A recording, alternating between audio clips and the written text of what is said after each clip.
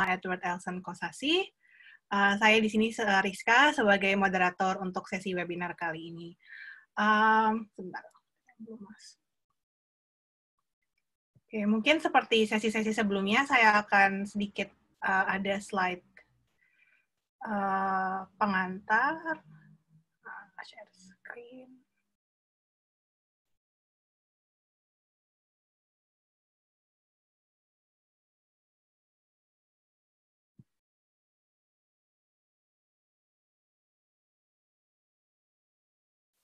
Edward, kelihatan kan ya? Kelihatan, Kak.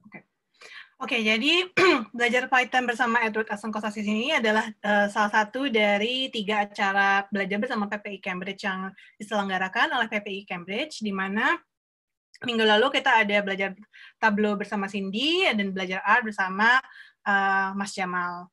Nah, tapi acara belajar bersama PPI Cambridge ini nggak hanya 3 ini, nanti saya akan promosikan acara kami selanjutnya. Nah, sebelum itu, seperti biasa, ini saya mau mempromosikan Instagram PPI Cambridge, yaitu ppi.cambridge. Di sini ada berbagai macam informasi, terutama bagi yang ingin mencoba mendaftar ke University of Cambridge, entah dari level S1, S2, S3, bahkan yang A-level atau yang setara dengan SMA. Di sini juga ada informasi berbagai macam beasiswa yang yang banyak digunakan oleh mahasiswa Indonesia, yaitu seperti beasiswa Gates, beasiswa Jardine, LPDP, dan sebagainya. Jadi silahkan dicek Instagram dan follow ya. Kemudian, ini acara kita yang selanjutnya, jadi setelah hard science, ya kurang lebih hard science lah, yang agak bikin kepala panas, kita punya acara yang slightly more entertaining ya. Jadi, acara belajar bersama selanjutnya adalah Recording Your First Vocal or Instrument bersama dengan Zevan Susanto. Ko Zevan ini adalah music producer, itu di acara tanggal 4 Juli. Kemudian selanjutnya kami juga ada acara menggambar karakter dan ilustrasi bersama Naidia Tika Zundaro. Naidia Tika Zundaro ini adalah children's book illustrator. Nah, ini acara di tanggal 18 Juli. Mungkin slightly different than what you're looking for, tapi maybe untuk iseng-iseng bisa join kedua acara ini. Oke, ini panduan berpartisipasi. Mohon matikan video dan audio Anda. Sesi akan saya belum edit. Saya pakai yang kemarin. Sesi akan dimulai dengan presentasi dari Edward, dan saat Q&A tolong tuliskan di kolom chat. Bisa juga sih langsung saat Q&A nanti silahkan langsung di raise hand. Nanti saya akan unmute. Nah, kemudian Python itu apa sih? Python is a programming language. Nah, dia itu macam-macam fungsinya. Dan di sini dari website-nya dipromosikan, Python is powerful and fast, plays well with others, runs everywhere, and is friendly and easy to learn, and is open. Nanti mungkin akan sedikit mencoba Python bersama dengan Edward. Nah, kemudian sedikit profil dari Edward. Edward ini adalah MPhil. MPhil itu adalah selevel S2 di Institute of Manufacturing, Department of Engineering, University of Cambridge. Edward ini biasa bekerja dengan machine learning for operations and maintenance of complex system. Edward sendiri juga adalah co-founder of Alpha Energy. Alpha Energy ini adalah solar PV company yang ada di Indonesia. Oke, Edward, the floor is yours. Oke, terima kasih Kak Rizka. Sebentar aku coba share screen. Kelihatan screen aku nggak? Kelihatan. Okay. Diperbesar aja tapi Edward. Iya, okay. Ya, selamat sore, siang, pagi teman-teman dimanapun berada. Terima kasih sudah mau datang belajar Python bersama hari ini ya.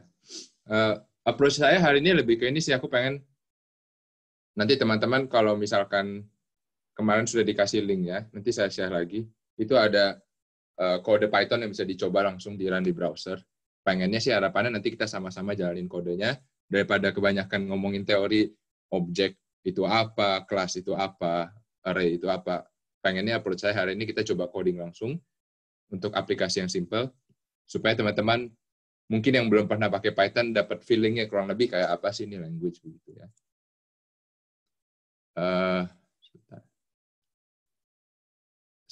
Sedikit perkenalan. Tadi kan Kak Rizka sudah bilang sedikit tentang saya ya.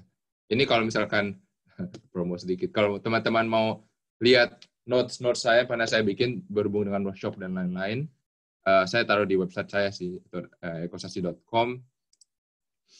Ya, jadi kayak Kak Rizka bilang tadi, sekarang saya sedang menempuh jurusan S2, tapi sebelum ini saya sempat kerja sebagai data scientist selama 2 tahun di Singapura. Jadi pengalaman saya pakai Python kurang lebih berapa ya, hampir 4 tahun lah total belakangan ini.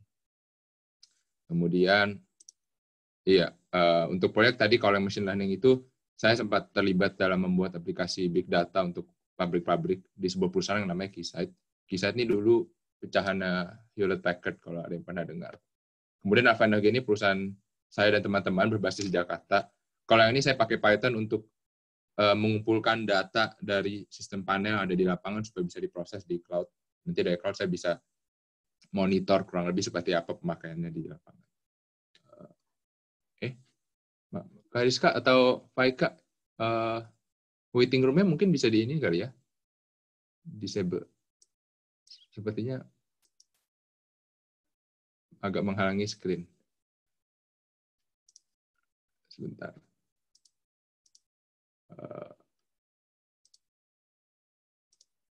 Iya. Oke, kalau bisa di disable silakan disable, nggak bisa ya? Tadi udah aku udah hilangin pada, kalau enggak nanti muncul pelan-pelan. Oke.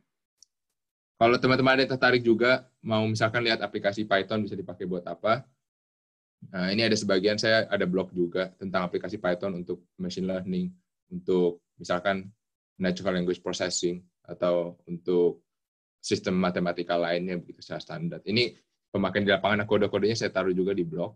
Sama yang terakhir, nanti notes untuk tutorial yang hari ini ada di sini juga. Sama kalau ada teman-teman yang tertarik melihat tentang deep learning, ini ada teknik baru di deep learning, saya juga ada notes.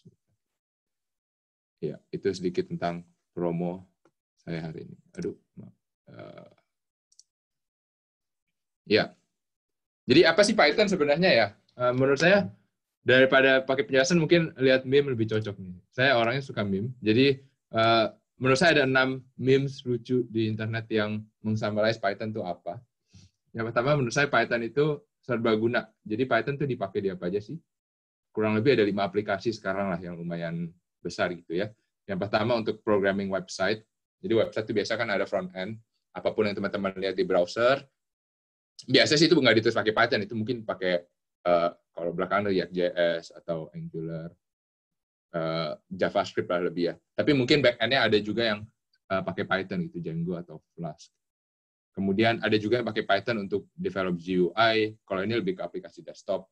Ada yang pakai untuk scientific. Kalau yang scientific numeric ini lebih ke data science, ETL process, extract, transform, load. Itu biasa proses standar di big data application. Kemudian juga dipakai buat orang yang studi machine learning misalkan. Ada juga software development, dan kalau sistem admin ini buat biasa yang ngurus network infrastructure. Ansible nih apa? Kalau misalkan nanti saya kasih juga, biasa tuh kalau di cloud sekarang ada yang namanya Docker, kalau teman-teman pernah dengar. Docker atau ya containers itu biasa buat mendeploy satu aplikasi di cloud. Biasa di deploy dalam banyak virtual machine, dan virtual machine ini perlu diatur karena biasa banyak banget. Ada yang pakai Python gitu sekarang untuk nulis script untuk mengaturnya. Jadi satu serbaguna. Tapi jujur Python bukan yang paling efisien sih. Soalnya bisa bikin semua aplikasi full itu ya, full stack pakai Python. Tapi jadinya nggak optimum lah, jadi kayak begini. Agak jalan tapi tidak optimis. Kalau misalkan perusahaannya sudah scale up gitu ya, sistemnya semakin gede, mungkin lebih cocok diganti dengan language lain gitu. Jangan cuma Python doang. Tapi kalau untuk mempelajari konsep, kalau pengen belajar konsep full stack, bisa pakai Python doang gitu. Tidak optimal.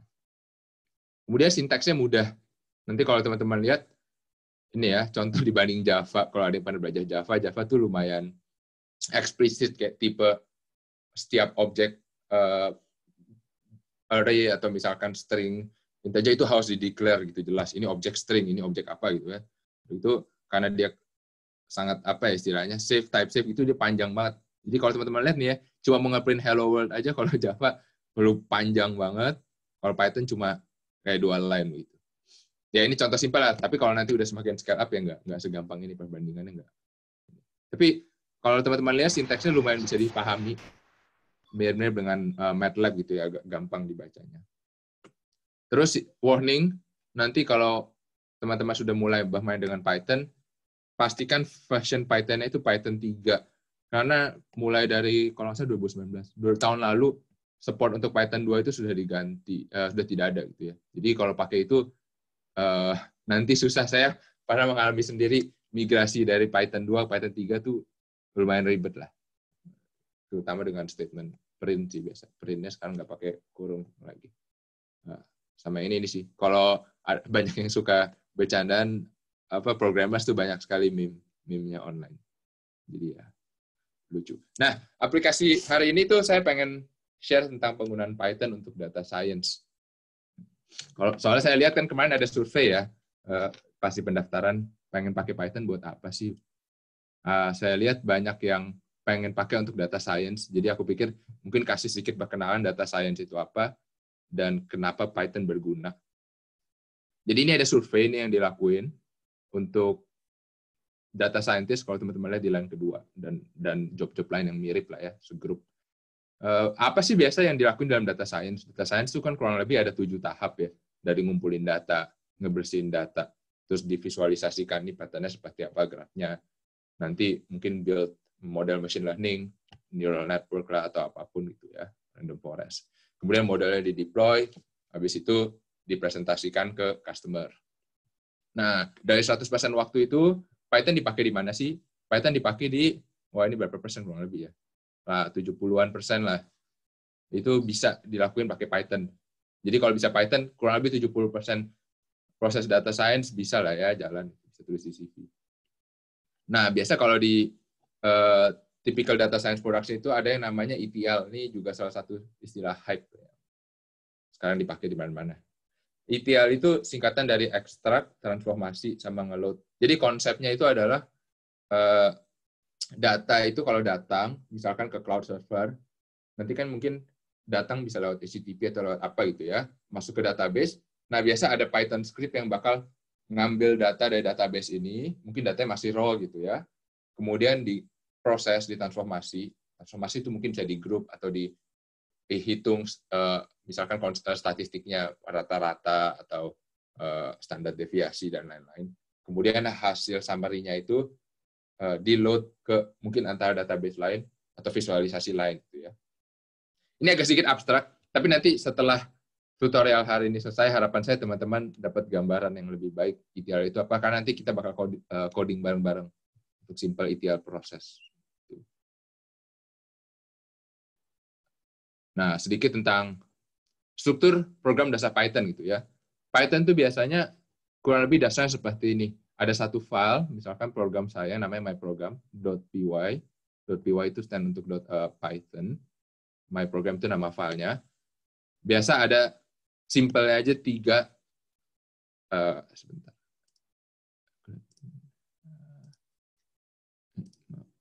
Ya, biasa tuh ada 3 divisi kurang lebih standarnya ya. Divisi pertama tuh nge-import packages yang bakal kita pakai. Packages-nya mungkin ini adalah package-package yang mungkin sudah dipakai di luar, orang lain sudah tulis, kita tinggal import untuk kita akan pakai di program kita begitu. Nah, packages ini bisa datang dari file kita yang lain yang kita tulis di, mungkin ini file yang saya tulis sendiri, file lain namanya corpus.py atau display.py, atau bisa juga saya download dari internet yang dimana apa yang saya download itu sudah ditulis oleh orang lain, mungkin oleh software engineer lain gitu. Jadi daripada saya tulis ulang, mending import yang sudah ada. Kemudian bisa juga statement yang kedua itu function. Function ini biasa ada beberapa line of codes yang mungkin kita pengen pakai berulang-ulang gitu ya. Daripada berulang-ulang, kita pakai lebih baik di package jadi satu function. Jadi lain kali kalau kita mau pakai, kita tinggal panggil seperti ini, analyze aja gitu. Daripada kodenya semua diulang. Kalau ada 10 line, daripada 10 line ditulis di sini, lebih baik kita panggil function. Kembali lagi, mungkin teman-teman kalau ada yang belum familiar dengan konsep function, nanti harapannya setelah tutorial coding live kita bisa lihat ini apa sih sebenarnya. Ya.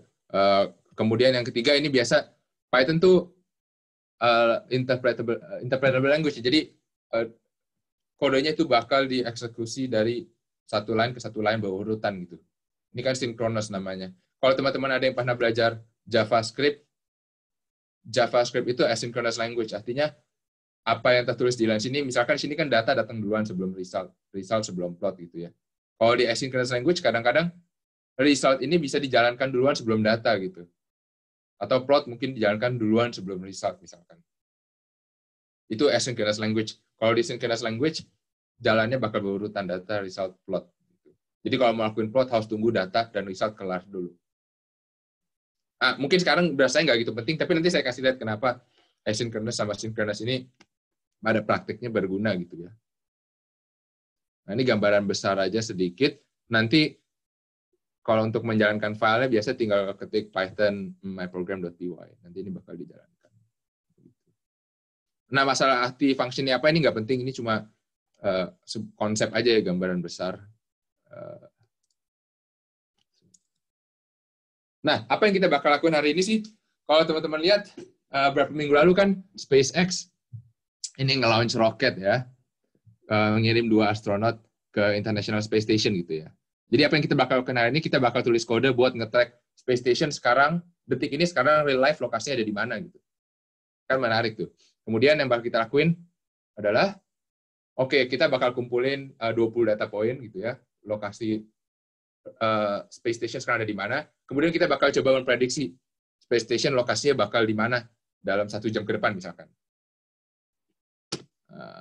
Ya, jadi kalau gambaran besarnya begini, biasa tuh sistem internet simpelnya kurang lebih seperti ini ya. Kalau misalkan saya kasih contoh, misalkan di Eropa, kalau di rumah biasa kan sekarang banyak smart home gitu ya. Kayak saya misalkan di Alpha Energy contohnya, kalau kita install solar panel di rumah, maka nanti kita akan pasang ini juga data collection agent buat ngumpulin data dari solar panelnya, yield energi berapa, kemudian data itu bakal dikirim melalui jaringan internet ke sebuah cloud server. Cloud server ini mungkin punyanya macam-macam lah, Google, DigitalOcean, Amazon, Azure, atau banyak lah sekarang yang lain-lain. Atau kalau misalkan teman-teman punya pabrik, mungkin misalkan ya, kayak ini kerjaan saya dulu, kalau pabrik customer itu mereka juga punya data-data penggunaan di lapangan. Mungkin mereka mau simpen juga, datanya dikirim lewat internet ke sebuah cloud server juga gitu. Atau mungkin ini Space Station mungkin juga ngirim data somehow nanti sampai ke cloud server juga. Nah, nanti kita sebagai pengguna ngambil datanya itu dari cloud server gitu. Jadi biasa kita nggak komunikasi langsung dengan rumah atau dengan pabrik, biasa melalui sebuah kayak proxy istilahnya di tengah-tengah lah ya, yang ngumpulin data. Tapi buat contoh pembelajaran hari ini, kita lihat line yang ini aja nih, Space Station, kemudian data dan pengumpulan data. Begitu. Nah, mudah-mudahan menarik ya topiknya. Apa yang bakal kita pakai hari ini adalah yang namanya Jupyter Notebook. Jupyter Notebook itu biasa dipakai buat orang-orang yang mau lakuin prototipe dengan Python. Jadi ini sebuah platform di mana kita bisa menjalankan Python di browser, misalkan Google Chrome atau Firefox, Internet Explorer. Nah, keuntungannya apa? Kalau kita jalankan di browser, kita bisa jalankan dan bisa juga visualisasi hasil data eksplorasi kita di browser yang sama begitu. Karena kan kalau misalkan teman-teman yang familiar dengan terminal, konsep terminal di Linux, Ubuntu, mungkin di Mac begitu ya. Biasa kan kalau kita jalankan kode di terminal itu cuma hitam putih doang tuh. Kalau mau visualisasi agak susah. Dia bakal pop up terpisah gitu. Agak ribet. Kalau di Jupyter kita bisa kumpulin di satu node yang sama, jalanin kodenya. Nah, Google beberapa waktu yang lalu mengeluarkan ini, yang produk yang namanya Google Colab. Google Colab ini adalah pada dasarnya Jupyter Notebook yang di-package dan disimpan di Google Drive. Jadi sekarang kalau teman-teman punya Google Drive, bisa new file, kalau set new file itu nanti ada pilihan Colab Notebook. Itu basically Jupyter Notebook. Terus teman-teman bisa menjalankan kode Python di Google Drive. Ini kan seru juga. Apa ya istilahnya kalau untuk pembelajaran enak lah. Jadi nggak usah install apa-apa, bisa jalanin. Yang dibutuhkan cuma Google Chrome, kemudian buka file ini. Nah, itu cukup teorinya sampai situ. Sekarang kalau misalkan teman-teman lihat screen ini, bisa coba dibuka file ini di blog.ekosasi.com/pytutorials_hss. Sebentar, saya akan share screen.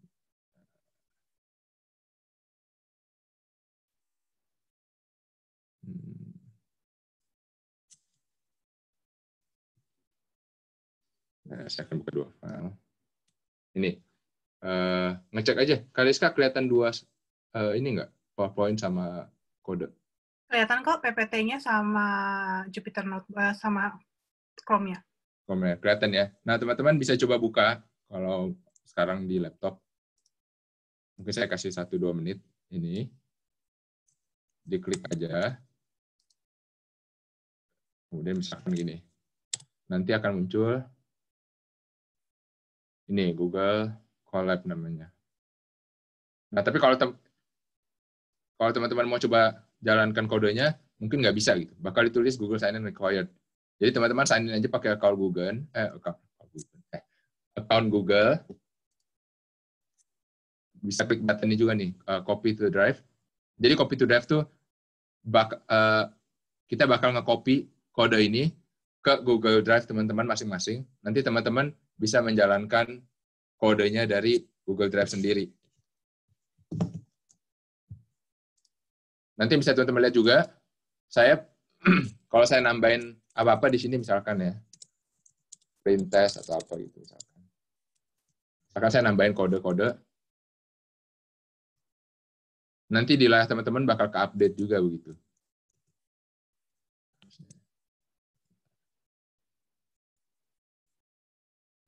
Ya. Ya. Jadi kalau misalkan nanti saya tambahin kode-kode, saya minta teman-teman ini aja refresh page-nya supaya bisa ngelihat kode update-nya. Harusnya sih nggak ada sih. Ya. Boleh ini aja nggak? Mungkin kalau misalkan ini kan di mute teman-teman ya, mungkin boleh klik di chat kalau misalkan sudah berhasil buka atau kalau ada isu. Oh, linknya boleh di copy ke chat. Bentar. Monggo.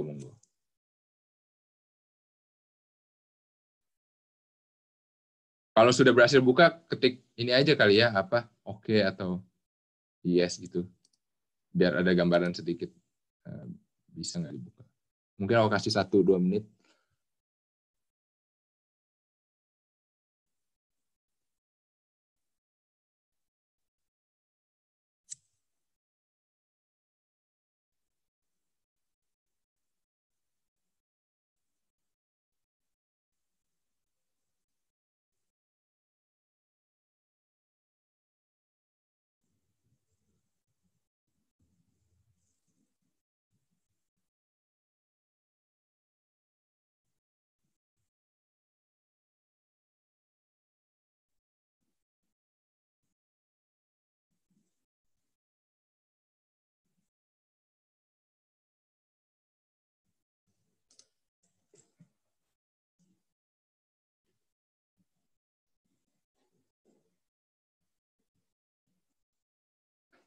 Nah, teman-teman yang sudah buka dan sudah mengcopy file ke Google Drive-nya, coba ini, buka file seperti ini, kemudian klik tombol,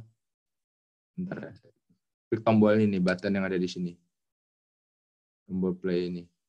Pastikan ini bisa jalan dulu gitu. Mungkin awalnya agak sedikit lambat, tapi nanti harusnya dia jalan. Ya.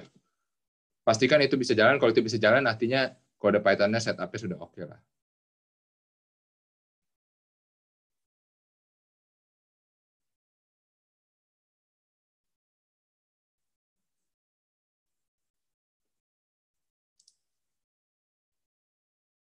Ya.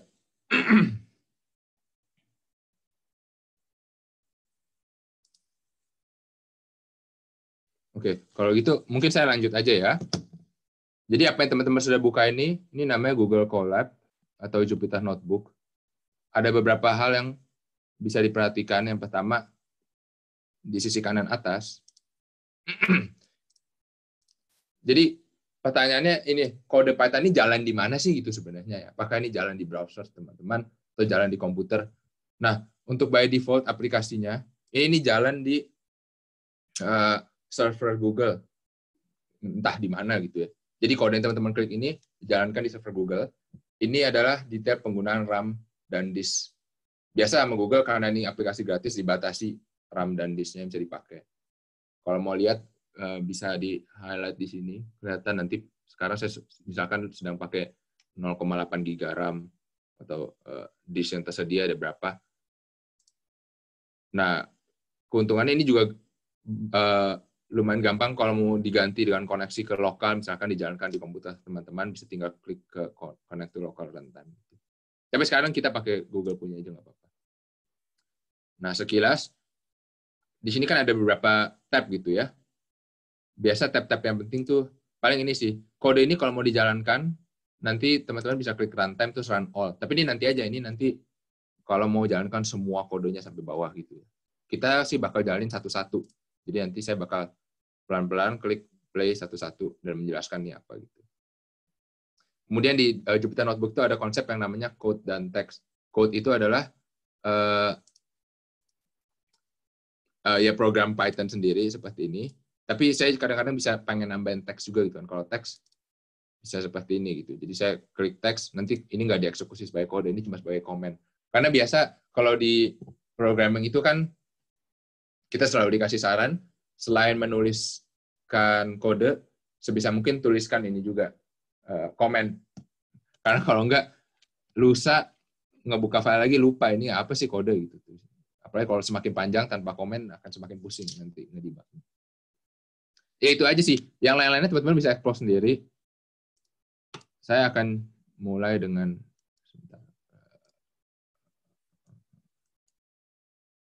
kodenya gitu ya. Ya, apa sih yang bakal kita lakuin hari ini gitu ya? Yang kita bakal lakuin tuh, jadi ada orang yang sudah bikin.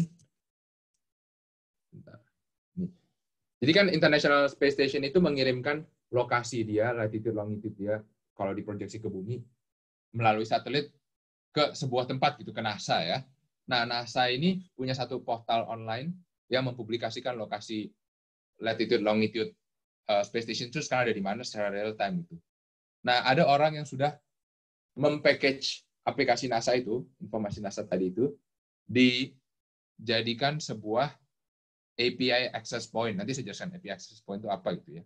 Mungkin teman-teman sering dengar access point ini apa. Bentar.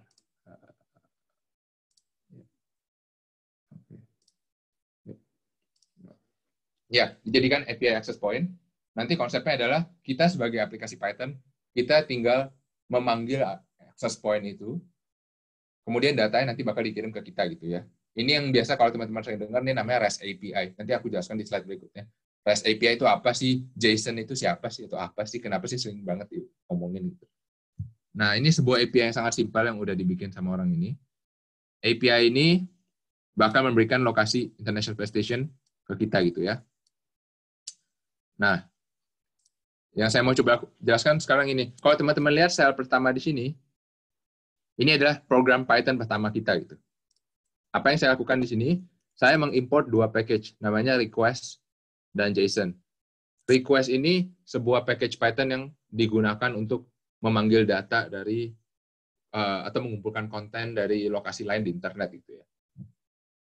Request ini mirip-mirip kalau sekarang misalkan saya buka Google, saya ketik google.com, terus saya search informasi gitu ya di Google Search, kan nanti informasinya keluar gitu. Kita bisa melakukan search yang sama melalui Python code gitu ya, dengan aplikasi request.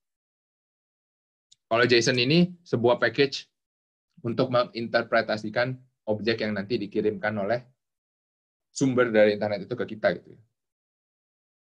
Nah, kasih contoh dulu.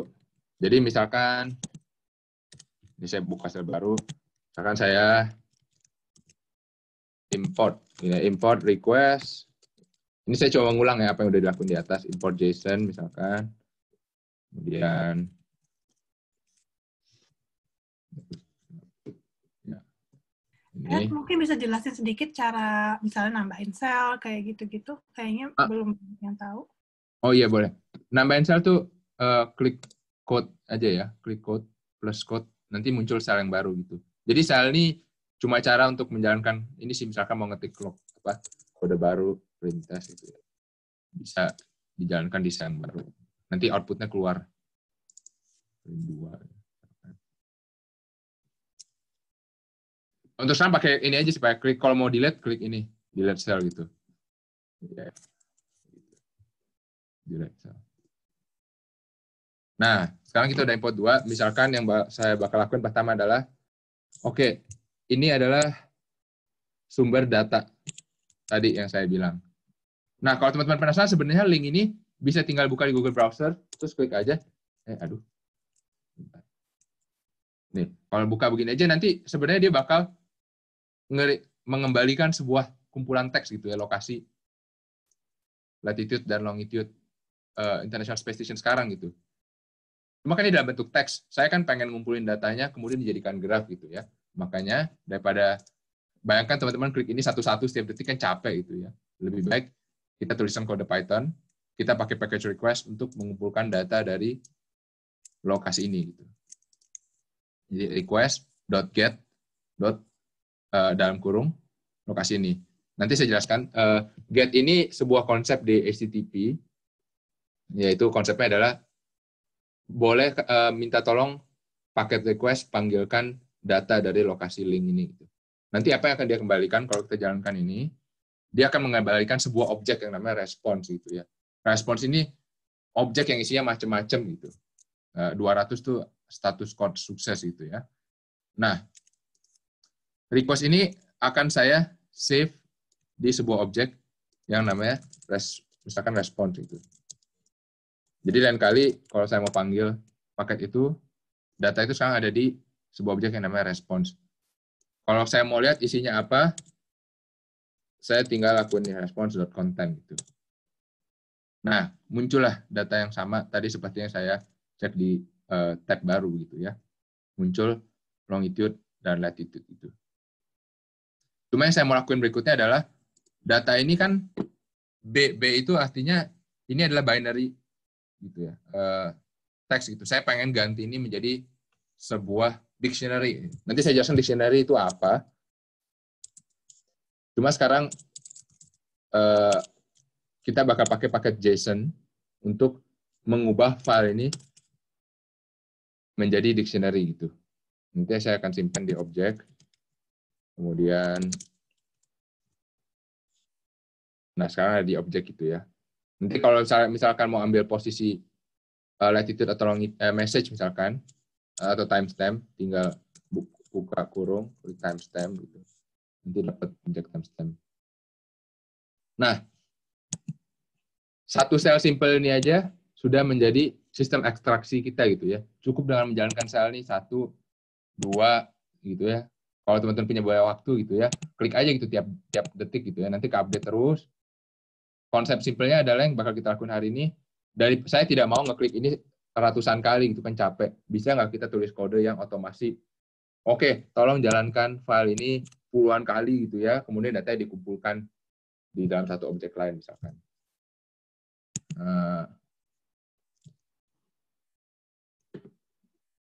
Nah, ini sedikit tentang apa yang barusan kita lakuin gitu ya. Ini mungkin terlihat simple, cuma lihat 1, 2, 3, 4 line doang gitu ya. 5 lah sama ini. Tapi sebenarnya di balik ini prosesnya lumayan ribet. Cuma oleh Python sudah di package sehingga terlihat mudah. Gitu. Apa yang kita lakukan sekarang ini konsepnya seperti ini. Ini sedikit perkenalan aja REST API itu apa. Jadi ini misalkan saya nih, tadi kan saya buka laptop, kemudian saya memanggil ini api.opennotify.org gitu ya.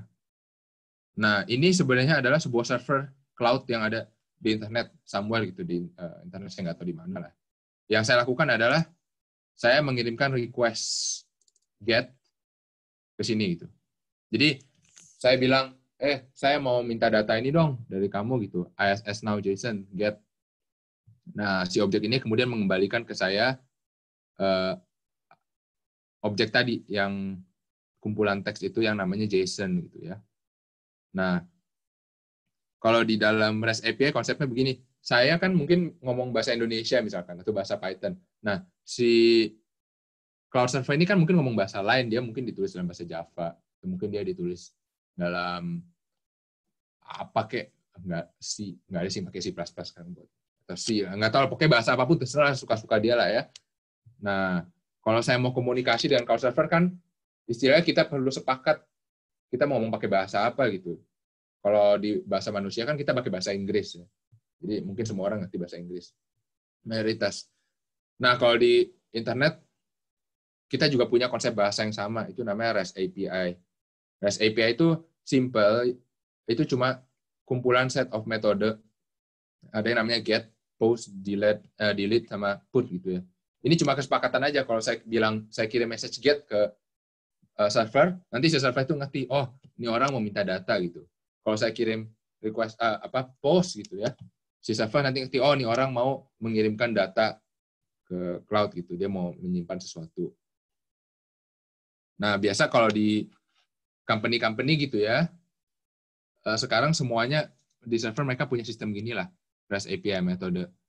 Jadi siapapun application developer bisa berkomunikasi dengan sistem server perusahaan, ngumpulin data atau minta data melalui interface ini namanya REST API. Nah, untuk Python sendiri, kalau kita mau pakai REST API, kalau teman-teman mau tulis dari awal itu panjang lebar ya. Oleh Python sudah disediakan package tadi request supaya gampang ambil data. Nah, objek yang dikembalikan juga supaya terstandarisasi sudah diciptakan yang namanya ini JSON, JavaScript Object Notation ya. JSON ini adalah sebuah dictionary gitu ya. Dictionary itu apa sih? Jadi kalau di Python itu kan ada macam-macam jenis objek ya. Ada misalkan variabel A. Sekarang saya ciptakan, kalau teman-teman lihat di sisi kanan ini, misalkan A sama dengan 3, artinya variabel ini menyimpan integer gitu. Type, kalau mau lihat. Nah, ini integer gitu kan. Ada juga misalkan ada yang namanya integer, ada juga list. List itu adalah kumpulan objek gitu, misalkan kumpulan integer. Ada juga yang namanya dictionary gitu ya. Dictionary itu adalah apa istilahnya? Kayak hash table, jadi sebuah lookup table kumpulan key dan value pair gitu. Saya kasih contoh misalkan nama gitu ya.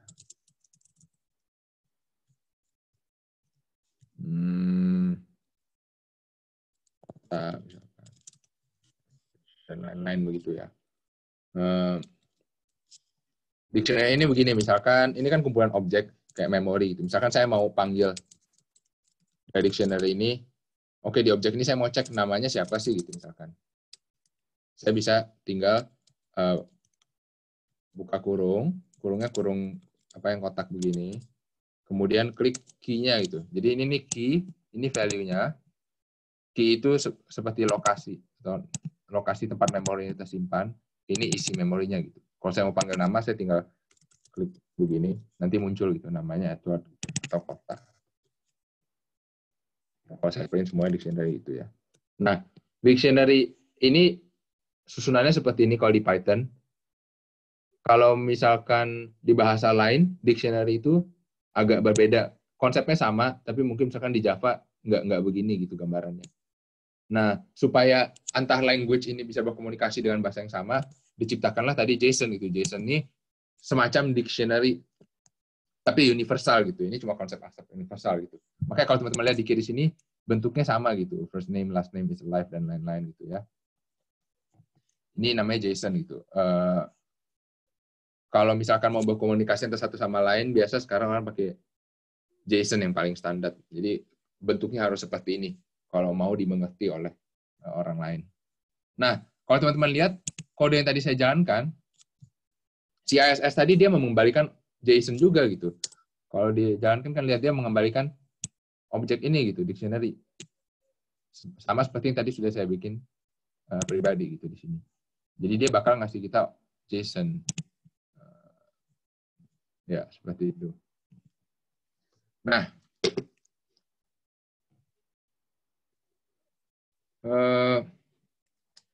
lupa saya tadi. Kembali lagi, yang tadi kan saya sudah jalankan code ini nih. Kemudian code ini mengembalikan lokasi ISS sekarang gitu ya. Yang saya melakukan berikutnya adalah kode ini 3 line ini bakal saya panggil berkali-kali gitu. Karena nanti saya bakal ngumpulin data berkali-kali.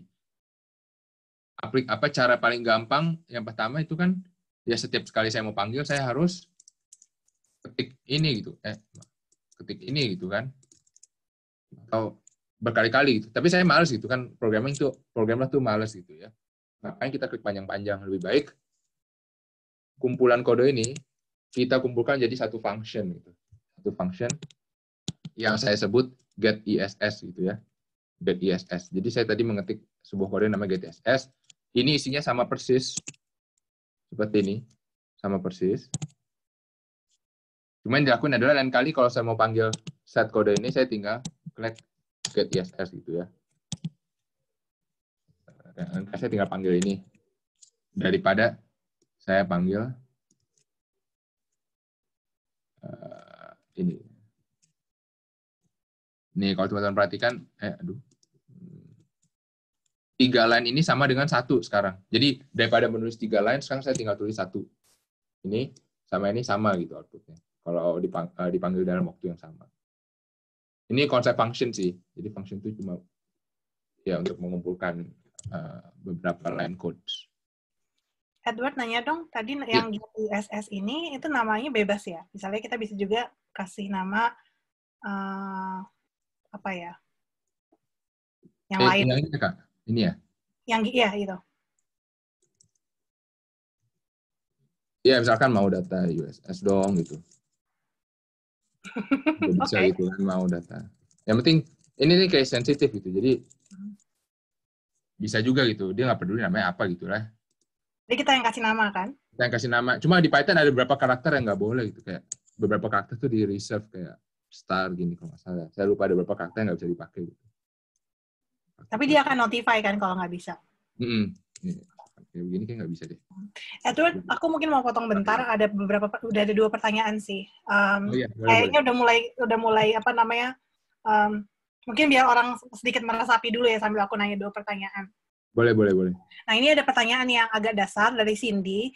Seberapa besar program atau data sampai Python berasa tidak efisien? Ada tips untuk tackle efisiensi?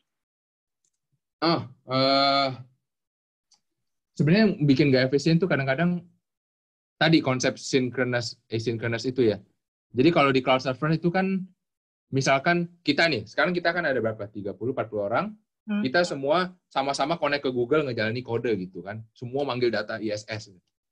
Kalau misalkan Google cuma ngejalani satu kode Python gitu ya, synchronous, wah dia mungkin harus terimain satu-satu. Dia jalanin saya punya dulu, baru jalanin punya Kariska, baru jalanin punya Cindy, yang lain-lain. Gitu.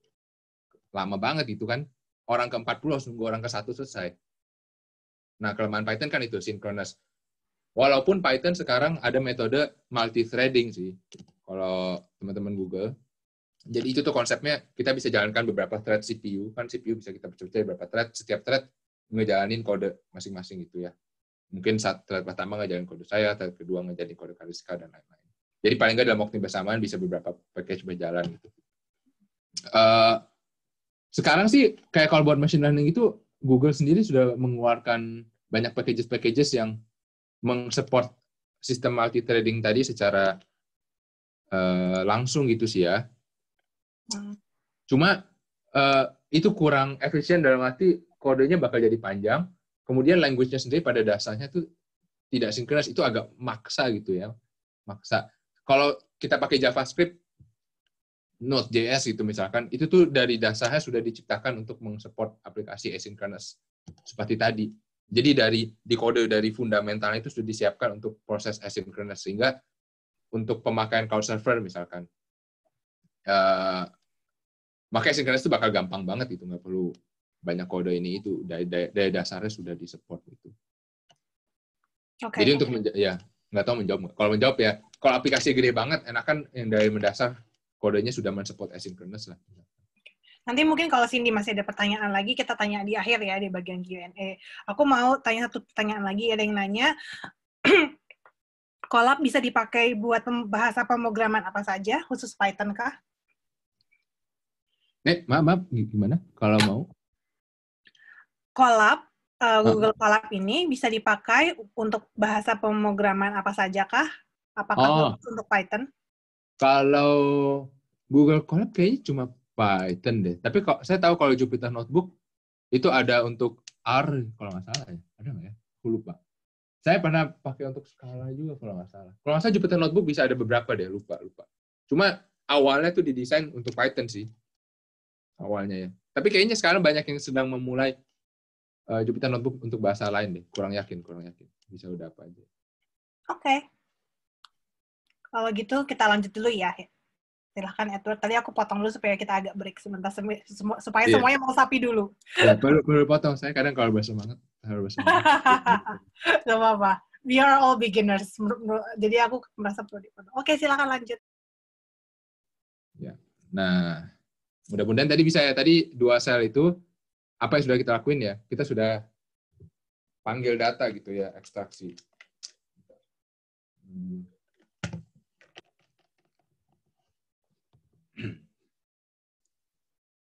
Nah, yang bakal kita lakuin berikutnya tuh ini. Tadi kan datanya datang satu-satu. Nah, saya mau kumpulin datanya jadi satu array gitu ya. Array itu kan tadi kumpulan data. Kenapa saya mau kumpulin jadi satu array? Supaya nanti array-nya bisa saya visualisasi. Jadi grafik lah, jadi apa gitu ya. Nah, apa sih yang bakal kita lakuin? Ingat tadi getISS itu kan kalau kita panggil dia bakal ngasih ini lokasi latitude. Jadi kalau di Python tuh ini paling simpel aja, ada konsep yang namanya for loop gitu. For loop tuh apa sih? For loop itu akan begini. For loop itu adalah sebuah cara untuk menjalankan line of code ini berkali-kali gitu. Range 20 ini sebuah objek list yang isinya 20 objek. Jadi saya cuma mau ngasih tahu tolong loop ini 20 kali gitu. Nah, setiap kali loop dia Python bakal menyimpan indeks loop sekarang itu di objek yang namanya i. Jadi kalau saya print i itu apa, dia cuma indeks. Kalau Python kan mulai dari 0 ya hitungannya. Jadi 0, 1, 2 all the way sampai 19 gitu. Nah, yang saya lakuin sama gitu. Saya mau panggil dong nih getISS 20 kali itu. Nanti hasilnya saya simpan di objek yang Paling banyak berapa, Ed? Minta paling lebih. banyak. Wah, ini bisa tak terhingga sih kalau mau ngerusak. Tapi biasa Google Colab ada limit waktu. Nanti kalau udah lewat berapa lama nih kode jalan terus diputusin sama dia, jangan merusak. Saya dong panggil terus-terusan gitu. Jadi ini bebas gitu. Mau berkali-kali juga boleh gitu misalkan. Salah. Tunggu. Nih, panggil berkali-kali juga boleh gitu. Paling nge-hang gitu sama Google dia. Ya tuh jalan terus aja boleh gitu, suka-suka. Tapi janganlah. Nge-hang aplikasi. Nah, yang saya lakukan, tadi saya mau panggil nih getISS berkali-kali, terus simpan di objek O, terus apa sih, simpel aja lah ya, kita print aja gitu misalkan. Ya udah dia print aja gitu ya, terus-terusan. Setiap detik dia panggil-panggil 20 kali, nanti dia kembalikan objek ini. Nah, cuma kan ini, kalau panggil berkali-kali gini, ini trik sih, ini sebenarnya nggak gitu perlu. Cuma kalau di Python tuh ada package yang namanya TQDM gitu, from TQDM, notebook, import TQDM gitu ya. Kalau teman-teman panggil ini, terus range-nya tadi kita wrap di dalam objek TQDM, nanti muncul progress bar gitu. Ini kan keren, ini bisa ngasih lihat udah berapa lama sih, loop kita masih sisa berapa lama lagi sih. Kalau kita jalan penutup sekali, bisa lihat progress bar gitu. Jadi buat developer membantu sih ngedebug code ini berapa lama lagi sih baru kelar gitu kan. Kelihatan sisanya waktunya 20 detik lagi. Cuma demi keindahan saja sih estetika. Makanya nanti teman-teman lihat di kode aslinya tuh ada TQDM range 20. Itu artinya ini sih. Supaya muncul progress bar. Terus kan begini, apa sih API ini kan diupdate setiap detik gitu ya. Kalau kode ini saya jalankan, ini nih cepet banget itu. Cuma berapa milisecond udah langsung loop lagi. Jadi saya mau kasih delay waktu. Panggil datanya setiap 1 detik aja dong, jangan terlalu cepet gitu. Kalau di Python tuh ada objek yang namanya time. Time ini ada function yang namanya .sleep. Satu. Ini artinya nih kalau di Jupyter bagusnya gini juga dikasih lihat ini apa sih fungsi ini. Sleep ini artinya tolong delay dulu kalau ngeliat kode ini, delay diam 1 detik, diam jangan bergerak. Nanti udah selesai 1 detik baru jalankan kode ASS gitu. Jadi kode ini jalan bakal lambat sih. Aduh.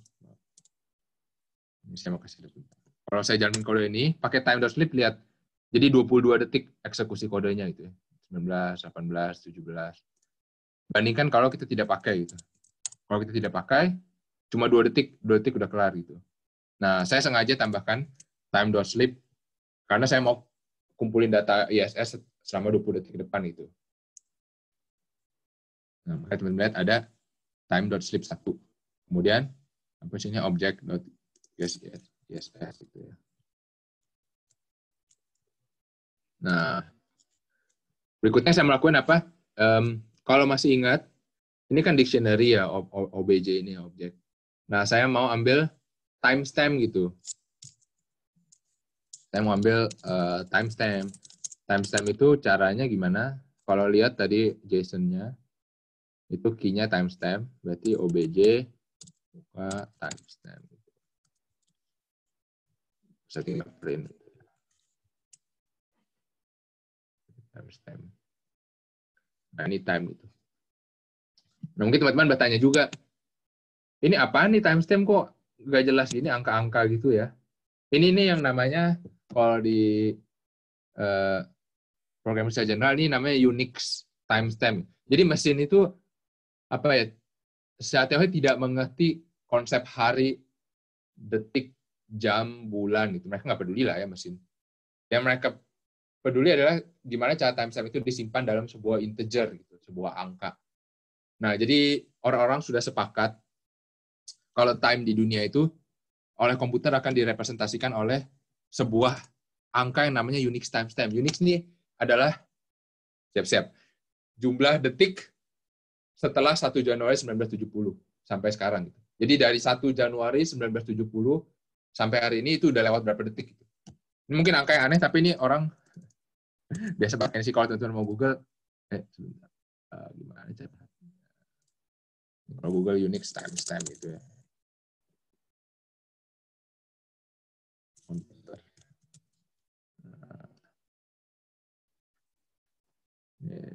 Bisa masukin aja sih.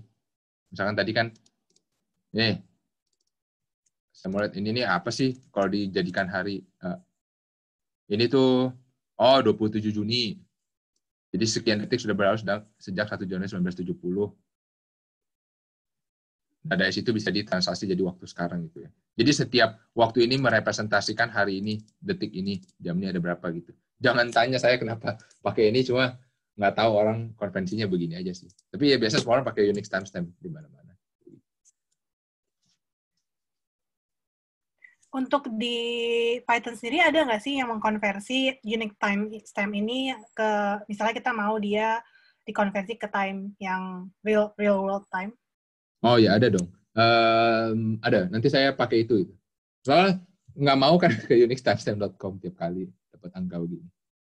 Ada package-nya. Nah, yang saya mau kumpulin lagi misalkan tadi kan timestamp. Sekarang gue pengen ngambil latitude gitu kan. Tambahlah objek latitude. ISS position dulu. Nah, ini juga tricky. Ini dictionary of dictionary itu. Jadi kasih lihat dulu. Kalau objek tadi kan isinya ini. Kalau aku ambil ISS position, nanti dia kembalikan dictionary lagi gitu. Ini namanya dictionary, yang value-nya dictionary juga. Kalau mau ambil latitude, jadi lagi buka kurung terus ambil latitude. Nah, nanti dapat latitude. Sama gitu aja. ISS position, latitude, sama longitude misalnya.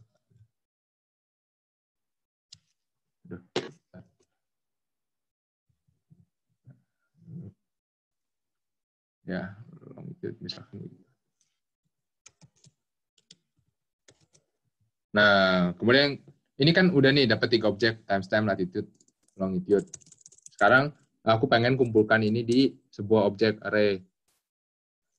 Misalkan sebut aja namanya array gitu ya. Ini. Jadi kalau array itu ada konsep yang namanya append. Nah, kasih contoh dulu. Misalkan saya punya x sama dengan 1, m x apa ya, array sama dengan kosong, artinya ini list. Ini bukan array sih, sebenarnya lebih cocok list. Python tuh nggak ada konsep array, namanya list. Saya bisa append, ada objek namanya append gitu ya. Mungkin begini. Nih, kalau lihat kan list empty nih, tapi setelah diisi dengan 1x, nah sekarang objek list ada isinya gitu. Kalau saya lakuin lagi, nah dia bakal terus menambahkan objek tadi ke objek list ini gitu, ditambah terus. Ini cuma ngumpulin data aja gitu ke satu array.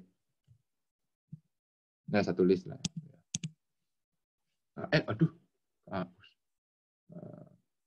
Kalau misalkan kehapus, ini klik undo. Nah, jadi sama yang bakal saya lakuin adalah ya udah time array, append, timestamp, append latitude, append longitude gitu. Satu lagi lupa. Ini kan kalau teman-teman lihat latitude nih.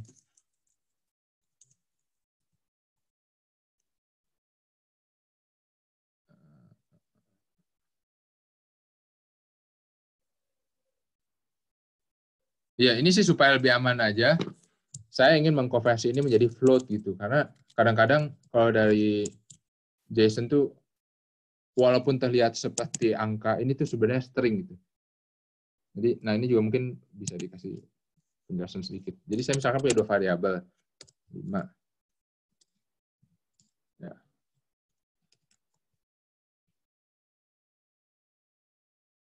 Ya, jadi saya punya 2 objek, X isinya 5, Y isinya 5 juga, dua-duanya 5 gitu angka ya. Tapi ini sebenarnya beda, yang satu tuh integer, yang satu itu string. Jadi dari sisi komputer ini 2 objek yang berbeda ya. Yang satu integer, yang satu string. Nah, kalau misalkan saya mau menjadikan ini integer, tinggal begini. Nanti dua-duanya jadi integer. Ini cuma menyamakan tipe aja sih. Nah, ini kelemahannya dibandingkan Java. Kalau Java kan biasa tuh kita tulis begini kalau di Java, integer X sama dengan misalnya new apa gitu. Jadi jelas tipenya tuh integer. Kalau di Python kan ini bukan type language, jadi kita nggak bisa lihat tipenya apa. Ribetnya di situ aja sih. Jadi tadi float fungsinya untuk apa? Kalau float itu untuk menjadikan ini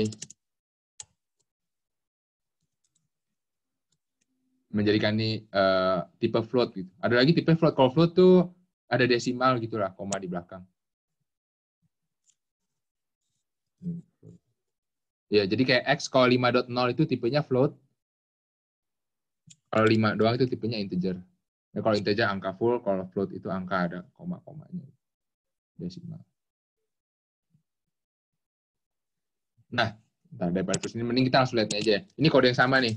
Cuma saya udah ketik dari kemarin. Jadi punya array, ada loop 20 kali, tunggu atau detik, kumpulkan objek, ekstraksi timestamp, latitude, longitude, append di array. Learn ini untuk menghitung jumlah panjangnya array gitu. Ada berapa objek sih dalam array. Jadi saya jalankan aja kode ini, misalkan kita tunggu aja 20 detik gitu.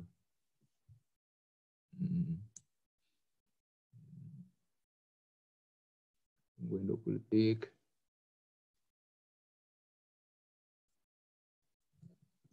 Nanti kita bisa lihat kenapa.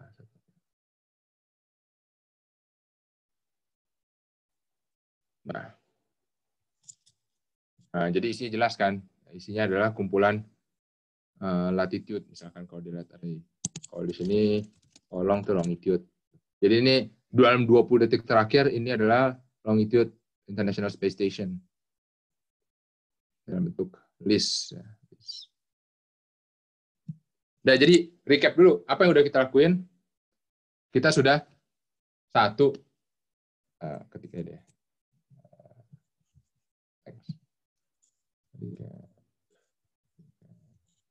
Yang kita sudah lakuin 1, kita sudah panggil request data from ASS gitu ya. Kemudian yang kedua, kita udah aggregate datanya adalah data 20 detik terakhir di dalam list gitu ya. Nah, jadi secara teori kita udah punya datanya 20 detik terakhir. Yang bisa kita lakukan sekarang adalah kita bisa visualisasi di graf kayak apa sih trajektorinya. Kita mungkin bisa coba prediksi juga. Dari 20 data terakhir ini 1 jam ke depan gimana gitu misalnya. Nah, mungkin nggak perfect lah, kurang lebih aja. Jadi kayak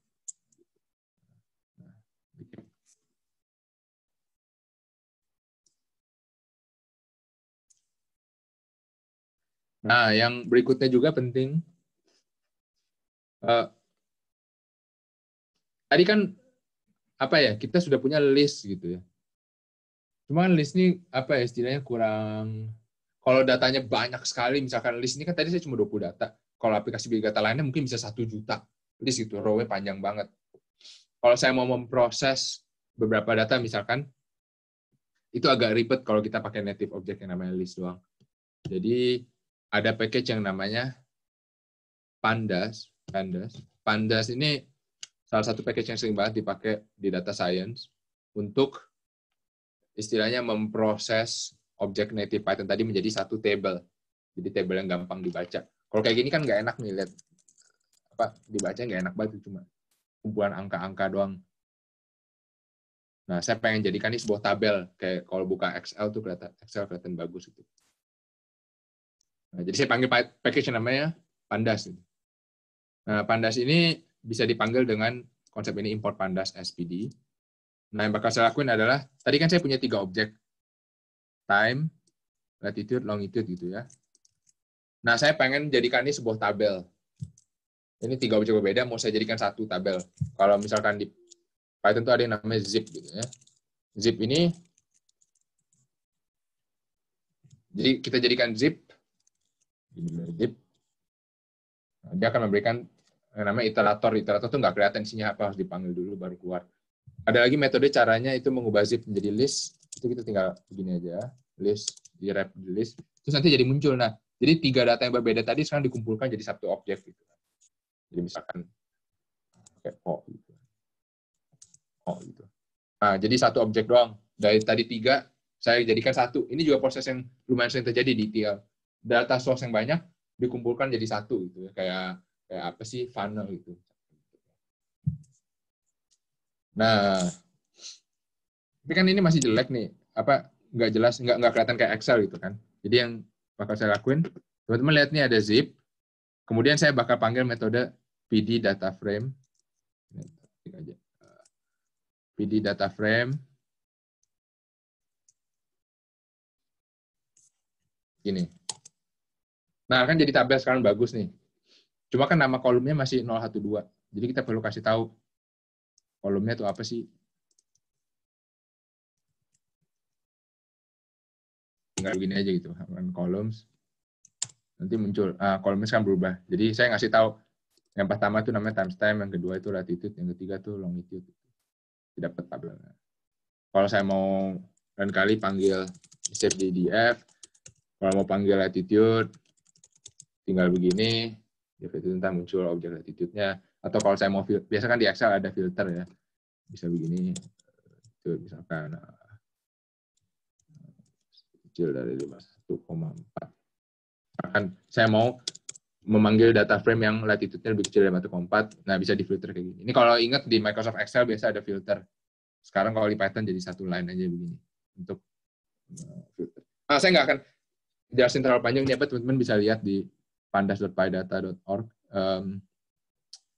Tapi ya nanti di kasih aja ini pakai buat apa. Jadi kita udah save di timestamp di F. Terus yang saya lakuin adalah ini, tadi kan Kariska bertanya, bisa nggak sih timestamp Unix ini diubah menjadi yang bisa dibaca manusia? Jadi Pandas punya metode namanya pd.toDateTime, masukin df dan kolomnya apa yang mau kita lihat. Kasih unit detik second, S2 second. Nah, jadi kalau kita lakuin ini awalnya begini misalkan df nih. Df 3 kolom.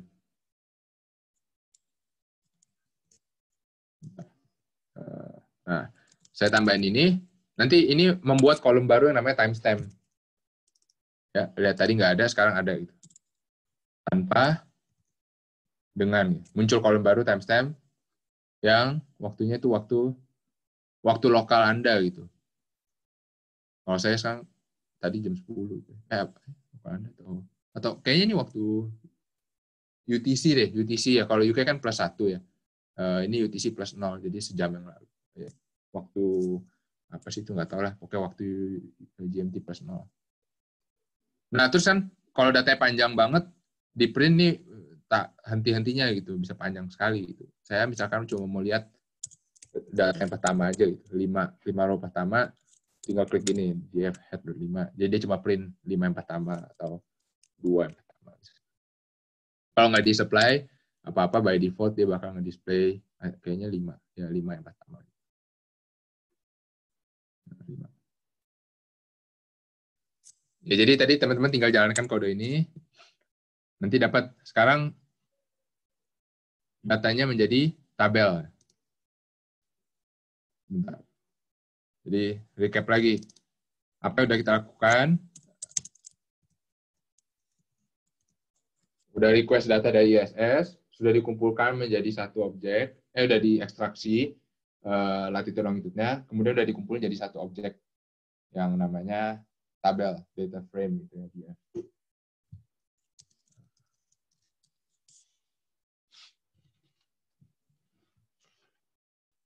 Kalau teman-teman mau jadi data scientist, kalau tulis CV, jangan lupa tulis Pandas gitu.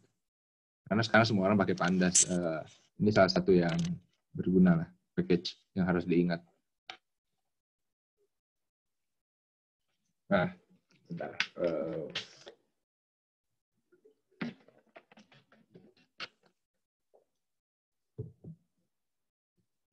Nah, sekarang kita ke tahap berikutnya gitu ya.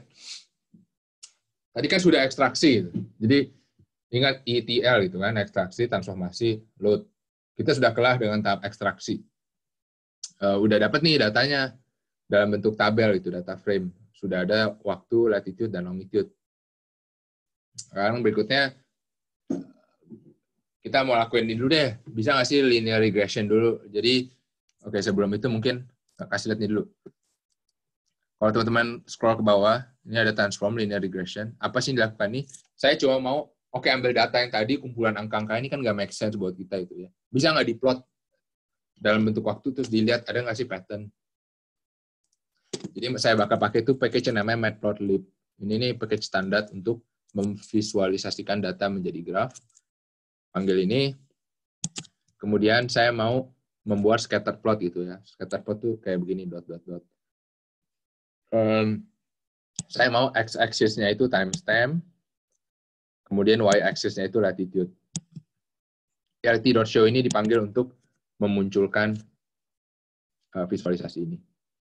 Nah, ini bisa dilupakan aja, ini saya comment out, ini cara lain untuk ngeplot. Jadi data frame sebenarnya punya built-in method buat ngeplot juga, tapi itu buat lain kali lah ya, kita pakai cara standar aja. Jadi kalau ini aku jalankan, nanti muncul nih, jadi tadi kan ingat tabelnya panjang ini. Sekarang saya ambil setiap timestamp menjadi x-axis, y-axis-nya itu apa nih? Latitude itu kan. 51. Ini kan ingat turun terus itu kan. Ternyata setelah diplot lumayan linear lah ini. Secara lokal trajektorinya tuh lumayan linear gitu. Jadi mungkin kita bisa pakai lah linear regression kali ya, jadi fit model linear aja.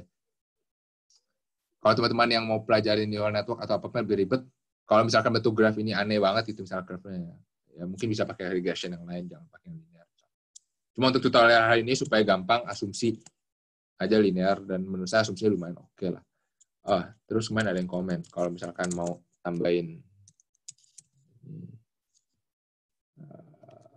ini untuk menambahkan label di axis-nya gitu. plt.x label atau plt.y label. supaya ada labelnya. Ini apa? Nah, jadi style ini cuma itu aja sih, nge-scatter plot. Nah, berikutnya, sekarang kita bakal lakuin, machine learning. Di konsep kali ini sih linear regression aja gitu. Kalau teman-teman lihat, setelah tutorial ini bakal ngerti meme ini. Kalau di Python, orang machine learning biasanya cuma panggil package scikit-learn, ini teman terbaik sklearn. Hampir semua model apapun, dari random forest lah, atau neural network, SVM, gradient boost, regressor, semua ada di sini lah. Walaupun sih kalau yang tertarik belajarin math-nya, ya bisa baca buku teorinya lah. Tapi kalau mau pakai aja tinggal panggil. Walaupun tidak disarankan untuk panggil tanpa memahami ini apa sih. Karena kadang-kadang hasilnya bisa tidak diekspektasi. Nah, ini ada saya kasih juga paket Seaborn, lupa. Seaborn itu matplotlib yang lebih bagus. Grafiknya biasa lebih indah. Kalau teman-teman tertarik buat grafik lebih bagus, bisa pakai Seaborn. Hari ini kita skip aja. Nah, sekarang kita lakuin sklearn gitu ya. Jadi pertama saya bakal import linear regression package dari sklearn.linear_model. Kalau teman-teman mau tahu apa aja package yang ada, bisa buka scikit-learn. Google aja scikit-learn di internet. Tulisannya begini. Scikit-learn. Bisa Google. Terus saya bakal menciptakan linear regression object. Kenapa saya menciptakan linear regression object? Ini cuma ngikutin API tutorial scikit-learn sih. Jadi mereka mengharuskan buat suatu objek yang namanya model linear regression. Nanti model ini terpisah dari data, datanya bakal kita kirim ke model ini, terus modelnya mempelajari pattern-nya, regression-nya. Kemudian nanti model bisa kita pakai untuk data baru yang belum dilihat. Nah, jadi model ini cara kerjanya gimana? Yang pertama kita, ini dulu ya, supaya lebih enak. Kita jalankan satu-satu. Nah, ini cuma model doang sih, ini model yang belum di training gitu. Kemudian misalkan, ini aku copy satu-satu aja dari sini ya, terus dijalankan di atas supaya bisa kelihatan ini apa gitu. Terus sekarang saya mau panggil, kan untuk lakukan regression kita perlu X and Y gitu kan. Y target, X datanya. Jadi X itu saya mau X menjadi timestamp Unix. Nah, jadi saya bakal panggil dia timestamp Unix. Cuma kalau misalkan nggak ada values, X itu bakal jadi series. Ini namanya object series. Ini bukan saya maunya ini jadi list gitu, karena si linear regression ini minta list. Nah, kalau di ini caranya itu dot values. Nanti dia mengembalikan semacam list. Ini numpy array lah. Nanti saya jelaskan numpy itu. Pokoknya menjadi objek array list yang diminta sesuai dengan model. Terus ada lagi trik. Ini kan kalau kita lihat ini array 21 gitu ya. Jadi saya melakukan berikutnya adalah saya ingin mengubah ini menjadi matrix atau vektor lah. Saya mau mengubah ini menjadi vektor 1 kali 20 gitu. Kalau teman-teman ingat, kalau di math kan ada konsep vektor matrix. Jadi di sini juga sama gitu, untuk fit data linear regression ini, si model linear regression ini minta saya kasih matrix yang ukurannya itu jumlah data dan dimensinya gitu. Jadi ada yang namanya reshape gitu. Yang ini sekarang dihafalin aja lah ya. Jadi ingat dulu tadi kalau misalkan saya tidak panggil reshape, maka X akan menjadi seperti ini. Kalau saya panggil reshape, terus saya save ke X lagi, nanti dia bakal berubah dimensinya gitu ya. Datanya tetap sama, cuma ini di reshape menjadi vektor dengan size lain aja gitu. Kenapa ini harus dibeginiin? Ini lagi-lagi ini permintaan linear regression-nya scikit-learn sih. Jadi dihafalkan saja sekarang. Reshape. Kemudian kita bakal panggil Y juga gitu. Kita mau ambil latitude. Nah, sekarang latitude-nya bisa ditulis juga misalkan. Ya, gitu. Nah, jadi saya sudah punya X dan Y gitu ya. X-nya ada, Y-nya ada masing-masing array. Nah, berikutnya tinggal aku ini nih. Kalau mau modelnya di fit, regression tinggal regression.fit X input sama Y output. Nanti, salah. Ganti namanya. Nah, jadi modelnya sekarang sudah di-train dengan X dan Y gitu. Dan kali kalau saya mau membuat prediction, saya tinggal, misalkan saya mau lakukan prediction, tinggal ini predict, terus pakai 50, 51 gitu. Kalau nggak boleh deh. Harus waktu ya. Ya pokoknya tinggal ini direct predict lah gitu. Nanti objeknya dimasukkan ke sini gitu, X yang baru. Nah, itu yang saya lakukan di sini. Saya cuma lakukan prediksi ke data yang udah dipakai sih. Reshape tadi saya masukin ke sini. Terus saya mau lihat Y-nya apa.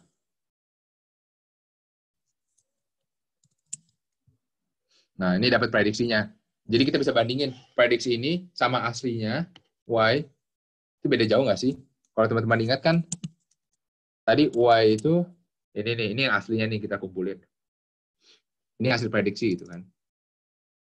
Nggak sama persis lah, ada bedanya gitu. Karena datanya agak noisy. Tapi nggak apa-apa.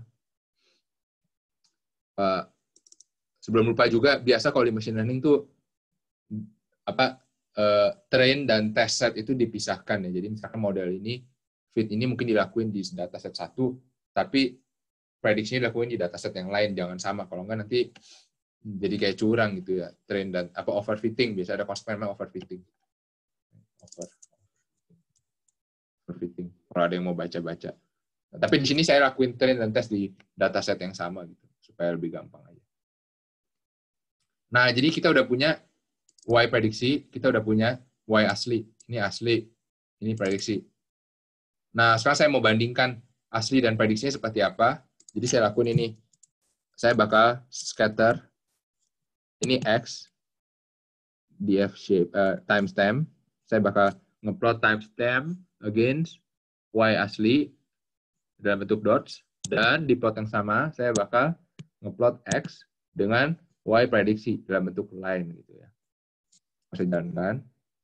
Nah, kelihatan kan? Dot ini data aslinya, ini model yang udah kita pelajarin. Garis lurus doang. Kalau melakukan prediksi, tinggal diperpanjang. Nanti dia lurus terus gitu kan. Kurang lebih trajektorinya. Kita bisa pakai linear regression karena dalam kasus ini aja ya datanya lumayan oke lah. Tapi kalau data-data lain mungkin perlu model yang lebih ribet. Nah, jadi recap dulu. Apa yang sudah kita lakukan? Kita sudah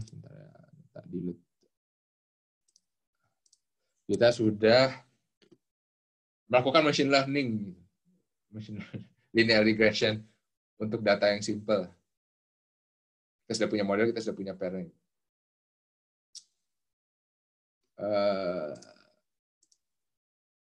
Nah, sekarang kan ini misalkan lucu-lucuan aja sih. Misalnya ini udah kelar nih transform, kita udah punya modelnya, kita sudah bisa prediksi. Nah, misalkan aku pengen bikin aplikasi baru gitu ya. Kalau misalkan latitude ISS menyentuh angka sekian, misalkan 40 gitu, kasih alarm dong. Soalnya kan saya nggak mungkin ngecekin browser aja terus lihat latitude ISS sekarang ada berapa gitu. Bisa nggak kirim alarm kalau misalkan latitude-nya menyentuh angka sekian. Nah, aplikasi gimana sih? Misalkan ini contohnya kalau orang main saham misalkan kan, sekarang kan banyak algoritma trading. Misalkan indeks menyentuh angka sekian, kirimkan email atau alarm ke saya supaya saya nggak perlu monitor saham terus-terusan gitu. Aplikasinya mirip lah ya konsepnya. Seperti itu. Nah, ini bakal saya lakuin berikutnya. Sebelum lupa, kalau di Python tuh ada 3 paket yang selalu dipakai. Kalau teman-teman semakin sering kode di Python, bakal semakin sering lihat 3 packages ini bakal selalu dipanggil hampir untuk setiap aplikasi data science. Pandas, Matplotlib, sama NumPy. Pandas tadi untuk bikin tabel, Matplotlib untuk plot graph, NumPy itu buat scientific processing, bikin array dan lain-lain. Nah, saya mau bikin objek suara itu. Si siapa? Colab ini punya function untuk membuat objek audio. Nah, kalau teman-teman yang belajar audio atau kalau yang pengen belajar audio bisa ikut PP Cambridge minggu depan. Audio itu kan apa sih kalau dari sisi, saya kan anak elektro nih. Kalau dari sisi elektro kita melihat audio itu sebagai signal aja, signal yang punya frekuensi. Biasa bentuknya mungkin kalau teman-teman pernah lihat audio frekuensi spektrum itu kelihatan kadang cuma kumpulan sinusoidal signal aja sih. Jadi saya bisa sebenarnya membuat sebuah objek. Kalau teman-teman sini saya import NumPy, terus audio packages. Saya mau membuat audio signal dengan frame rate 44,1 kHz dengan frekuensi sekian. Kalau di visualisasi, saya mau visualisasi misalkan audio signal. Nih, ini audio signal saya. Jadi kalau di Python kita bisa bikin array yang bentuknya kumpulan signal sinusoid sine curve gitu aja. Nah, sama si Colab ini sinyal ini array ini bisa diubah menjadi audio gitu. Ya, kalau melihat data itu cuma array doang gitu ya. Sama kayak tadi array latitude gitu. Nah, kita bisa jadikan ini audio. Nanti ada bunyinya gitu. Karena ini sinyal cuma sinusoidal, bunyinya ya standar gini aja. Ini for fun kalau ada yang mau coba. Kembali lagi karena ini cuma data kan. Kemudian bisa dijadikan audio. Teman-teman bisa secara teori ngambil data latitude, longitude tadi, masukin aja ke audio ini. Daripada data saya ganti misalkan latitude gitu. Nanti yang terjadi apa? Yang terjadi adalah Python bakal maksa ngeluarin audio objek, tapi audio itu diciptakan dari sinyal latitude, longitude. Jadi kalau secara puitis teman-teman bisa mendengarkan latitude dan longitude ISS secara dalam bentuk suara gitu kan. Nggak ada artinya sih. Cuma ya terlihat keren aja gitu kalau mau dijadikan audio. Bisa, apapun bisa dijadikan audio lah. Nah, ini juga salah satu konsep. Kalau sekarang banyak baca kan, banyak yang bilang AI bisa nge-synthesize lagu. Caranya juga begini, AI-nya sih nggak ngerti itu lagu ya. AI cuma men-synthesize array, gitu. Array kumpulan angka-angka. Seperti ini tadi data. Nah, cuma sama Python, mereka punya packages untuk mengubah data tadi menjadi suara yang kita bisa pahami. Nah, jadi sih konsepnya itu dong. Nih, pokoknya sel ini saya cuma mau ciptakan objek audio gitu ya. Nah, ini slide terakhir. Yang sekarang mau dilakuin adalah,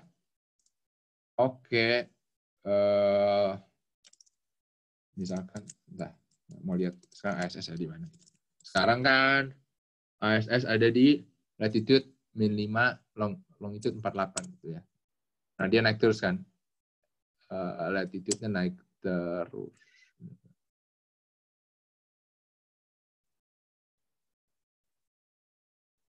Ini kadang agak lambat karena tergantung dari Google servernya sih. Nah, misalkan saya mau nyalain alarm kalau latitude-nya berapa misalkan ya. Ini kan terus misalkan latitude di bawah -10, -11 gitu ya. Tolong nyalakan alarm gitu kan. Jadi yang saya bakal lakuin adalah saya akan menjalankan kode ini terus-terusan.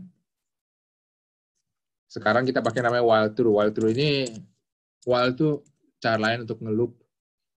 Selama statement ini benar, maka ini akan berjalan terus gitu. Loop terus-terusan. Nah, ya kalau saya jalanin dia bakal nge-loop aja terus-terusan tanpa henti gitu. Yang saya lakuin adalah sekarang nge-set threshold -11. Jadi ingat ini kode standar ya. Oke, panggil lokasi ISS, ekstrak informasinya. Kemudian saya akan ngeprint latitude-nya dari mana sekarang. Nah, kalau misalkan latitude-nya lebih rendah dari threshold, maka keluar dari loop ini. Ini cara lain sih, cara keluar dari loop. If ini, maka break loop gitu ya. Nanti kalau udah kelar break loop, maka dia bakal keluar dari loop ini terus menjalankan audio. Jadi kalau misalkan ini benar, nanti audionya bakal main sendiri kalau threshold-nya terlewati. Jadi kita contoh aja. Misalkan saya jalankan.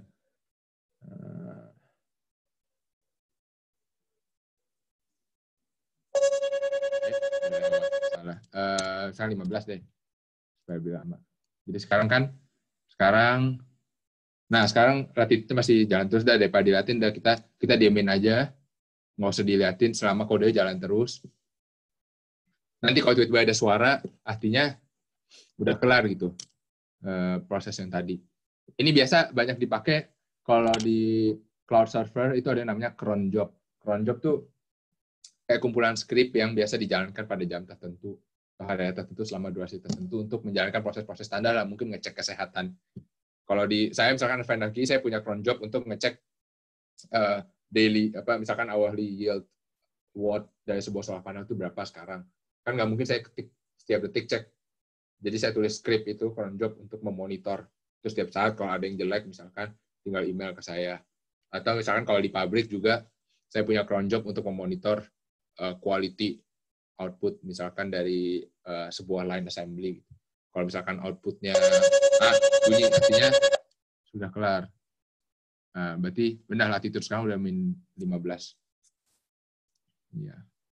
Nah, tadi apa? Kalau di pabrik, iya, misalkan quality-nya drop atau yield-nya tidak sesuai dengan yang diekspektasi, mungkin bisa kirim alarm. Kalau ini kan alarmnya cuma di browser. Kalau pada aplikasinya, alarmnya mungkin bisa kita kirim ke handphone manager atau engineer di mana gitu kayak misalkan. Nah, ini tahap terakhir sih dari application.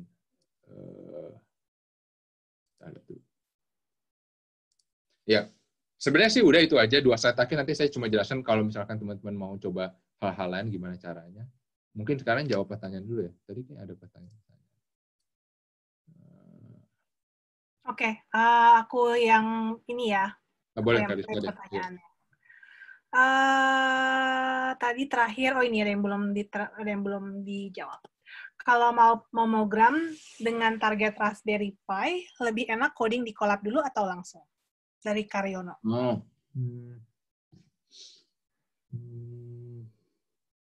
Tergantung sih aplikasinya apa ya misalkan. Kalau saya dulu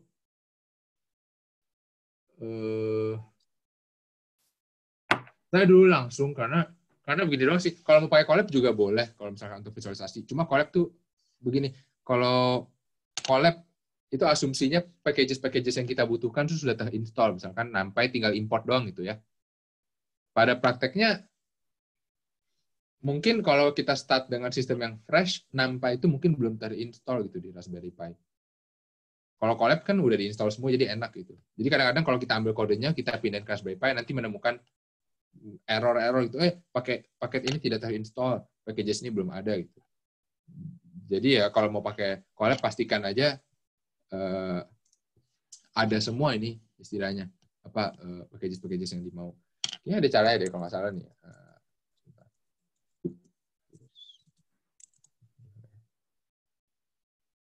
Nih, kalau punya terminal, kalau di Raspberry Pi kan bisa pakai terminal ya.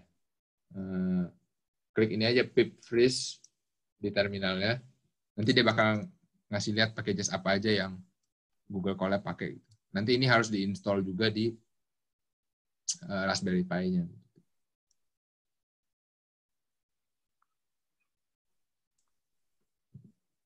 Ya, mudah-mudahan menjawab. Oke, pertanyaan selanjutnya dari Faika. Ini kayaknya in relation to the audio tadi ya. Kalau kebalikannya bisa nggak, Kak Ed? Misal dari data audio diproses jadi data dalam bentuk angka-angka atau numerik. Kalau audionya sudah dalam bentuk digital sih sudah pasti disimpan di memori, itu sebenarnya dalam bentuk angka-angka sih, binary memory. Jadi bisa kalau audio, kalau ini sih konsep elektro gitu ya. Kalau misalkan suara kita kan keluar dari pita suara dalam bentuk gelombang. Nah, makanya biasa kita pakai analog to digital converter, itu ya fungsi mikrofon lah secara teori. Mikrofon itu kan konsepnya mengubah gelombang suara menjadi sinyal elektron. Kemudian sinyal elektronik ini nanti di game komputer dijadikan 1010 yang pada dasarnya adalah tadi kumpulan angka-angka. Nah, kalau cara kerja signal to audio, analog to digital converter seperti apa, wah itu panjang. Itu 2 mata kuliah. Bisa cari ini kalau mau pakai analog to digital converter. Nah, kalau mau lihat chipnya seperti ini biasa. Nanti itu tugasnya gitu doang sih, ubah gelombang suara jadi ya angka-angka. Oh ya, Ed, ini masih ada 2 slide lagi atau gimana? Oh, 2 saya cuma penutup doang sih. Oh, oke. Kalau Mau di... gitu, apa kita foto dulu ya sebelum tanya jawab? Lebih banyak. Oh iya, boleh, boleh. Oke, oke. Oke, teman-teman, mohon izin kita mau foto bersama dulu. Jadi jika berkenan, Ed, berarti slide-nya bisa di stop share dulu kali. Kalau berkenan, sebentar. Kalau berkenan, tolong dinyalakan videonya.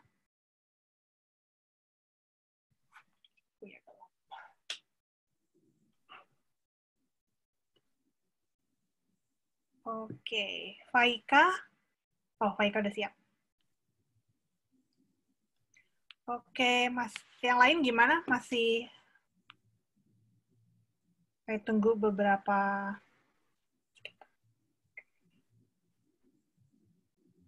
Nggak ada lagi yang mau nyalain videonya? Oke, kalau gitu, Faika, silahkan.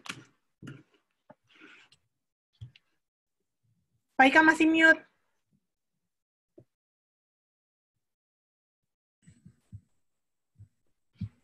Oke. Kasih aba-aba ya. 1, 2, 3. Sekali lagi. 1, 2, 3. Oke, makasih. Oke, kita lanjut ke sesi tanya-jawab. Silahkan kalau ada yang mau bertanya di chat. Aku bacain dulu yang udah bertanya ya. Ini dari Cindy lagi. Untuk production, kodenya perlu di-convert dari IPYNB ke .py nggak? Iya, kalau untuk production, ada bagusnya sih, jangan pakai satu, kan ini panjang banget ya, satu file gini. Biasa kalau production itu, kita split jadi beberapa file sih. Mungkin ekstraksinya jadi satu file, ini jadi satu file. Karena kan mungkin kode ekstraksi ini mau dipanggil berkali-kali. Kalau ini kan aplikasi cuma satu ya, linear regression. Kalau aplikasinya ada banyak, misalkan, ada baiknya dipecah setiap aplikasi jadi kode-kode masing-masing. Tujuannya apa? Supaya setiap section itu, setiap sel ini, kalau beberapa sel dijadikan satu kode, testingnya lebih gampang lah. Kita kan setiap jalan kode harus dites dulu.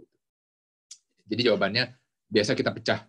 Nggak cuma jadi satu. Walaupun ini kan ada cara nih, sebenarnya tinggal download PY itu ya. Ini bisa juga, tapi untuk production biasa nggak cuma satu file sih, biasa beberapa file. Oke, hopefully that answers your question, Cindy. Kemudian ini ada beberapa pertanyaan dari Rahman Dika. Mau nanya, kenapa dibedakan integer dengan float ya? Kalau misalnya integer dioperasikan dikali tambah kurang bagi ke float, bakal error nggak? Kemudian sama, kalau dari pengalaman, kalau ketemu function baru, cukup baca keterangan dan fungsinya, terus langsung tahu cara menggunakannya, atau bagaimana? Kalau pertanyaan yang bagus. Kalau untuk float, jadi sebenarnya secara fundamental komputer itu menyimpan data jenis float dan integer itu dengan jumlah bit yang berbeda. Kalau integer biasa 8 bit, kalau float berapa ya? 32 bit. Jadi untuk angka yang sama, float itu mengkonsumsi lebih banyak memori di dalam komputer dibandingkan dengan integer. Integer lebih efisien. Jadi ada baiknya kalau misalkan kita tahu objeknya ini integer nih, ini objek cuma bakal menyimpan angka-angka doang, nggak akan ada desimal. Lebih baik dijadikan integer. Kalau misalkan kita tahu ini objek bakal ada desimalnya, lebih baik dari awal jadikan float. Nah, kelemahan Python begitu. Kalau kita cuma ngeliat ini doang nih objek timestamp gitu kan, atau lain kali saya ketik timestamp, kita nggak tahu nih objek apaan gitu kan. Ini tipenya apa? Apakah integer? Apakah float? Bahkan tipenya bisa digonta-ganti gitu selama kodenya dieksekusi. Nah, kalau Java itu kan yang namanya type save. Ada namanya type save. Type save apa istilah lupa ya. Jadi karena sudah dijelaskan tipenya dari awal float, maka tidak boleh diganti-ganti, itu harus float aja. Jadi memorinya sudah di-reserve 32 bit untuk float. Lebih efisien lah kalau kita tahu jenisnya apa. Kemudian sebentar. Tadi pertanyaan kedua, call function ya. Ini sebenarnya berhubung dengan slide terakhir yang mau saya kasih lihat. Nih, kesalahan programmer saya juga salah begini sih. Pengalaman saya kadang-kadang kalau ngelihat function baru gitu ya, pengennya langsung pakai aja gitu, nggak baca dokumentasi kan. Ya mungkin sih jalan-jalan aja, tapi ini pengalaman pribadi ya. Nanti, apalagi kalau di production gitu ya, kita pakai langsung jalan, ini API, sebulan kemudian tiba-tiba ada error gitu kan. Boundary case, edge cases yang nggak pernah kepredeksi. Terus, ternyata ngelihat, ternyata cara pakai kodenya salah gitu. Ya mungkin jalan aja kayak gembok gini ya, mungkin gembok sih berhasil aja, tapi ketika ada attack atau apa yang tidak pernah dilihat selama ini, kodenya langsung rusak gitu kan, tidak jalan sesuai ekspektasi. Akhirnya jadi terpaksa baca dokumentasi lagi. Ini good practice, best practice-nya dari awal baca dokumentasi, jadi tahu semuanya apa gitu. Walaupun ada tendensi sih pengennya langsung coba aja gitu kan, jalan. Tapi kalau langsung coba ya nanti penyesalan datang terakhir lah ya. Terlambat. Mudah-mudahan menjawab. Oke. Ada pertanyaan lagi kah? Atau kalau misalnya mau langsung nanya juga silahkan, nggak perlu di-chat, nanti saya bisa bisa unmute. Tapi mungkin tolong raise hand kali ya. Bisa raise hand nggak sih di sini? Bisa ya?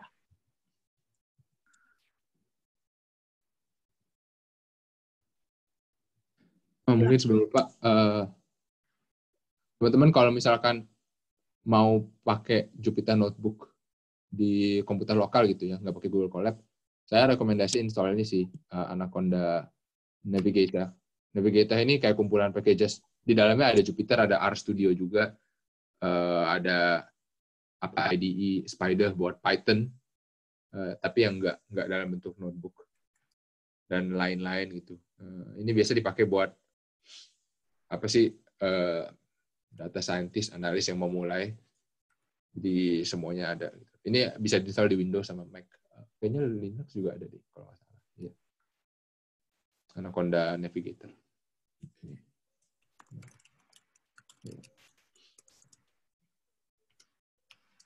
Oke, saya tadi barusan ngirim tentang survei untuk feedback di webinar ini, tapi jika ada yang masih mau bertanya, silahkan.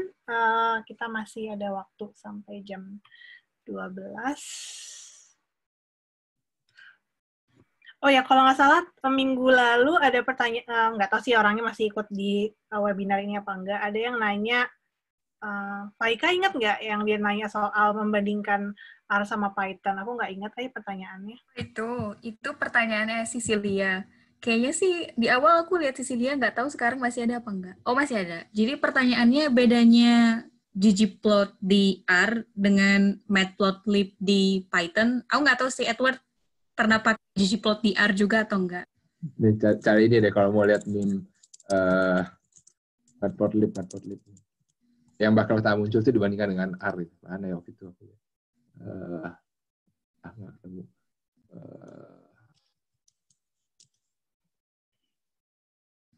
Ada meme-nya gitu.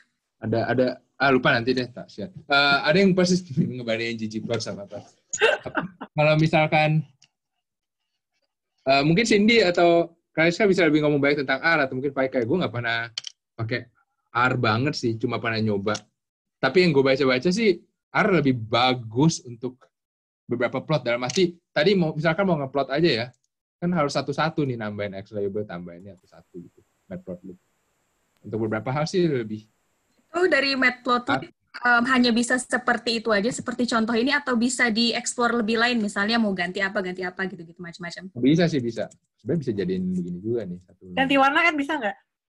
Ganti warna bisa. Misalkan color. Misalkan mau jadi X, salah. Misalkan mau ganti jadi crosses ya. Kalau nggak salah begini. Lupa ding. Ya bisa ganti warna sih. Apalagi? Coba di ggplot apalagi yang bisa? Mungkin bisa. Kalau di ggplot itu dia bisa macam-macam. Jadi kalau bisa plot macam-macam, bisa scatter plot, box plot, time series macam-macam. Terus kalau misalnya mau dikombinasiin dengan package lain, misalnya kita analisis dengan PCA. PCA itu Principal Component Analysis. Biasanya orang yang di medicine atau biological science pakai itu. Nah, bisa dikombinasikan dengan ggplot juga. Jadi fleksibel dan bisa macam-macam gitu deh. Kayaknya bagus. Nggak tahu makanya. Karena belum pernah pakai matplotlib, makanya kurang bisa komentar juga sih kemarin. PCA juga bisa sih di Python tadi scikit-learn. Untuk proses sebenarnya matplotlib ini basic banget ya. Banyak banget visualization method yang lebih bagus dari matplotlib kayak tadi misalkan Seaborn atau paket-paket lain lah gitu yang lebih bagus. Tapi ya nggak tahu sih kalau apple-to-apple comparison-nya gimana. Tapi ada sih banyak plot-plot yang lebih estetik lah.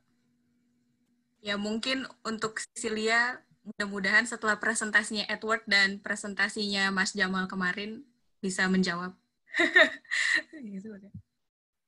Artinya buat statistik lebih bagus ya, lebih cepet lah ya code-code-nya. Maksudnya lebih pendek-pendek, nggak usah terlalu panjang lebar mau aku statistik.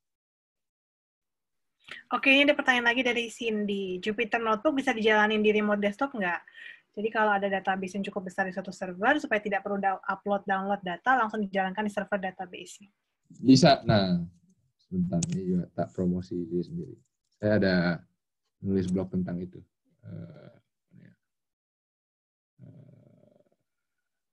Sebentar.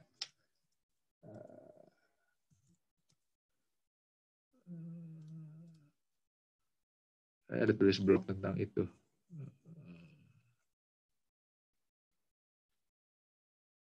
Nih, kalau ini waktu itu tentang nih. Jadi kalau Jupyter Notebook ada dua cara gitu ya. Dia kan Jupyter Notebook ini cuma web service yang jalan di suatu port 888 gitu ya. Jadi kalau misalkan cloud server remote servernya kita expose port 88-nya kita buka di firewall, maka dari luar kita bisa ngeakses, panggil aja misalkan IP address server itu apa, colon 8888 nanti muncul Jupyter Notebook-nya. Sama seperti inilah. Ini kan kalau Google Colab istilahnya ini jalan di remote server gitu. Datanya juga tinggal di remote server Google, bukan di komputer saya. Jadi konsepnya sama gitu. Nah, kalau misalkan mau nge-set up sendiri, ada dua cara kan. Kalau misalkan di universitas kadang, atau di company kadang mereka nggak mau ini sih, mereka nggak mau ngebuka firewall, minta IT buka firewall tuh bisa berabe gitu. Jadi ada cara lain yang namanya tunneling. Ini cuma rekomendasi buat debugging ya. Tunneling ini konsepnya kalau pakai Linux, kita bisa ngebuka tunnel dari komputer kita ke remote cloud melalui terminal. Jadi data portnya itu tidak dibuka dari cloud server, portnya tetap tinggal di firewall. Tapi kita bisa ngejalani kode ini melalui SSH supaya kita ngebuka tunnel dari komputer kita ke remote server. Terus dari komputer kita bisa manggil aplikasi apapun yang jalan internally di dalam server itu.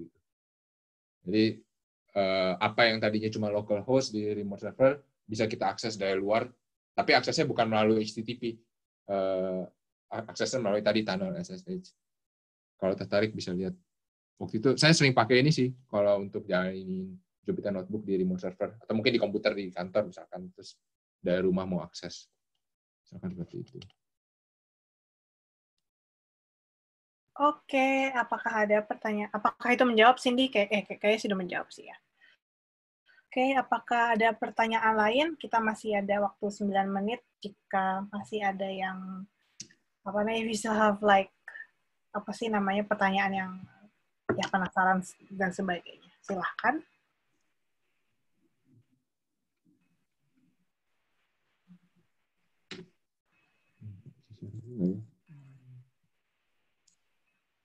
Ya nanti slide-nya saya share deh kalau misalkan ada yang mau baca-baca lagi. Dan mungkin bisa follow Edward juga di Instagram Edward sendiri. Ya, cuma isinya nyampah doang. Lebih prefer ini ya, blognya aja langsung dikontak ya. Oh, ini ada lagi dari Cindy. Kalau data ada di database untuk analisis, bagus buat data warehouse atau real-time connection dan analisis?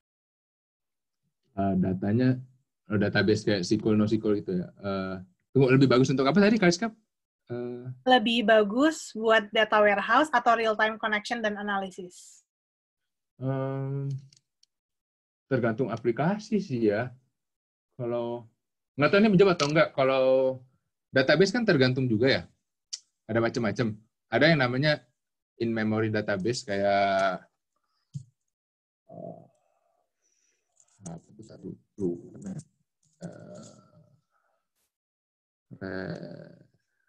apa ya namanya? Redis. Kalau Redis nih database yang tinggal di memori. Jadi kalau di server biasa kan ada database long term yang tinggal di storage. Ini tuh contohnya database SQL standar lah ya. MySQL, PostgreSQL, dan lain-lain. Ada juga database yang tinggal di memori. Ini nih fungsinya kalau di cloud server aplikasi misalkan e-commerce gitu ya. Customer mau ngakses data transaksi. Ya, transaksi ini mungkin selama dia masih hidup, dia mungkin bisa tinggal di cache memory di Redis tadi misalkan, supaya aksesnya lebih cepat lain kali. Karena kalau harus ke storage kan lambat gitu, baca dari memory. Kalau ini disimpan di RAM gitu. Jadi kalau misalkan kode Python yang sama, ya bisa tergantung bisa aplikasi tadi yang di memori atau ngambilnya dari storage. Kalau misalkan aplikasi Python-nya pengen real time, ngasih alarm atau apa gitu ya, monitor. Selama transaksi masih berjalan, ya bagusnya real time. Tapi ada juga batch proses kayak tadi.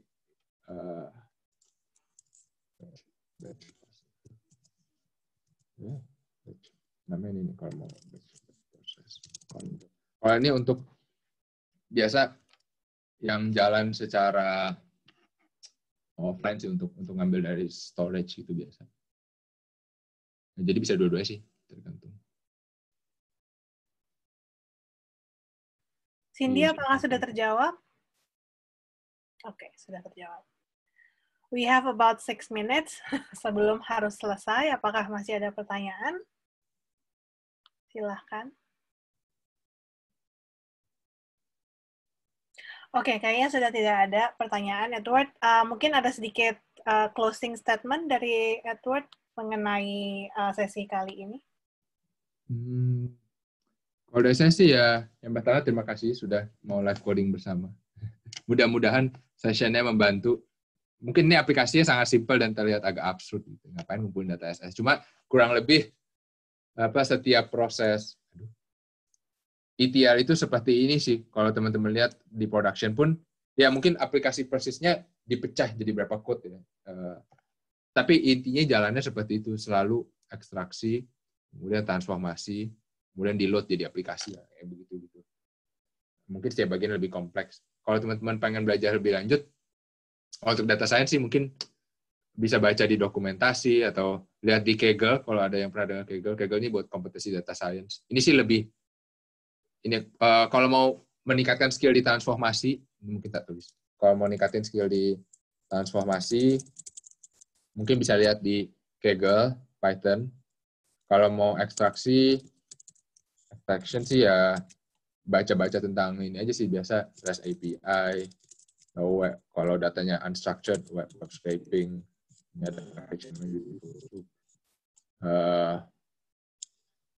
ini biasa orang pakai buat ini sih, buat bikin bot. Kalau sering lihat ada bot nge-hack itu, bisa pakai Python juga buat nge-scrape data dari website atau isi form dan lain-lain.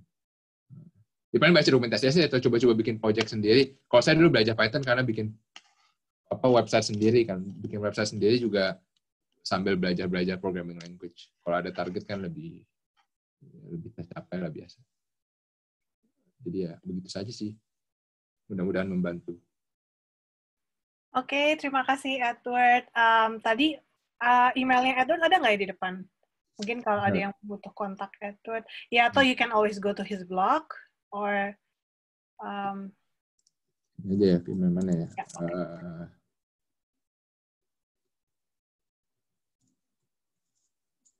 Mana ya? Tak pikir lu email mana yang bisa aku cek. Ini aja lah ya.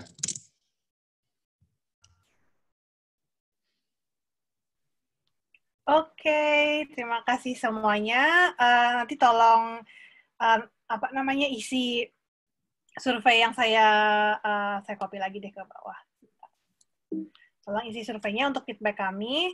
Kemudian nanti recordingnya seperti biasa akan kami kirim by email untuk peserta yang sudah mendaftar, dan kami akan share juga di di Instastory Instagram ppi.cambridge. Oke, sekali lagi terima kasih, especially yang sudah ikut 3 sesi semuanya. Thank you so much. Kalau tertarik untuk sesi belajar bersama Cambridge yang music production dan illustration drawing, silahkan mendaftar. See you guys again. Bye. Thank you.